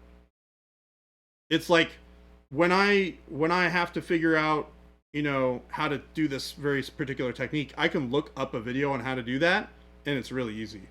But when somebody is like, hey, I need you to mix this, I need you to match this color, I can't just teach you how to do that in a 10-minute video. I have to like explain to you the fundamentals of like how colors mix together. And then you need to like spend time actually doing it. Yeah, for sure. It's definitely something you have to practice. But I can get lost in these videos on like TikTok of paint matching. Yeah. Or they'll have a square, and then they have random little splotches of paint, and then they just go and like start mixing onto the square, and then eventually you just can't see it because it's matched so perfectly. Yep. It's fascinating. Yeah. So watch TikTok. Search for color matching videos. Well, and the other thing too is that like the goal is for it to be as matched as you can get it for your own eyes. Yeah. Because everybody perceives color a little bit differently. Yeah. Some people perceive color more accurately than others do. Yeah. But generally speaking, there's a pretty big spectrum of like what colors you can perceive. Yeah. Jason said something when he was talking about how you guys were helping people who had never painted before. Yeah. How he was telling people, I think this was at Comic-Con. You guys can remind me if he said this yesterday or if I'm remembering something from a while back. But he was talking to someone about painting, and they were concerned about, the level of detail. And he's like, okay, stop what you're doing. Look across the room at that person over there. Yeah. And, like you can see that person, you can see the basic things. You can see their shirt, the color of their shirt is green. Are you going to know the exact green? No, maybe not. You can see it's green. And then as you get closer, you can see the nuance of it. Yeah, exactly. Which I thought was a great thing, because like that's about right? You look at something small down here, and he talks about like the 3-foot test a lot too. But, you're not seeing, unless you're holding it like this, you're not going to see all of the details. The cool thing is I actually had a great demo for it after the first couple of days, because I had this guy painted, and then I had one of the other ones that was not as painted. I had done the white, but I hadn't like polished it quite as much. And it was great for me to be able to, and then I had one that I hadn't touched. But it still had like white and kind of gray on it. So it was like a very basic version of this. And I would take this one versus the like lowest level one, and I'd put it 3 feet away from the person. Yeah. Be like, okay, how different do these look? Yeah. And the answer is like, I can tell that one looks a little bit nicer, but not much. Yeah. And then I'm like, okay, cool. Now take a look at these from up close. And they're like, oh, okay, I see. Yeah. And it's just like, and then I did it with the other one that was a little bit more done, and you can't tell the difference. Yeah. So, it was a good eye-opening moment for them in a very kind of visual way to be able to see that. Yeah. Which is great. I feel like it kind of goes along with what you're saying, is that, like if you're not using the brand that's mentioned in the painting guide, you're trying to match it and get a little close, like get close to it. Close is okay, right? Yeah. Right. Okay. I mean, I know some people are very particular, but close. Trying to get a bigger close picture here is totally fine. Yeah. Because they are small. Avian is asking, what they're calling a dumb question. I don't think it's a thing. dumb question. Source lighting on game models. Is there a mutually agreed upon light source? If not, do you, BabyJ, go with a standard source? So, generally speaking, if you are painting for super generic light sources, and you don't want to have a very focused lighting source, it's you go 45 degrees down in a 360-degree angle around the entire model. So if like this is my light and I turn the model around, the model is getting that light from all angles at all times.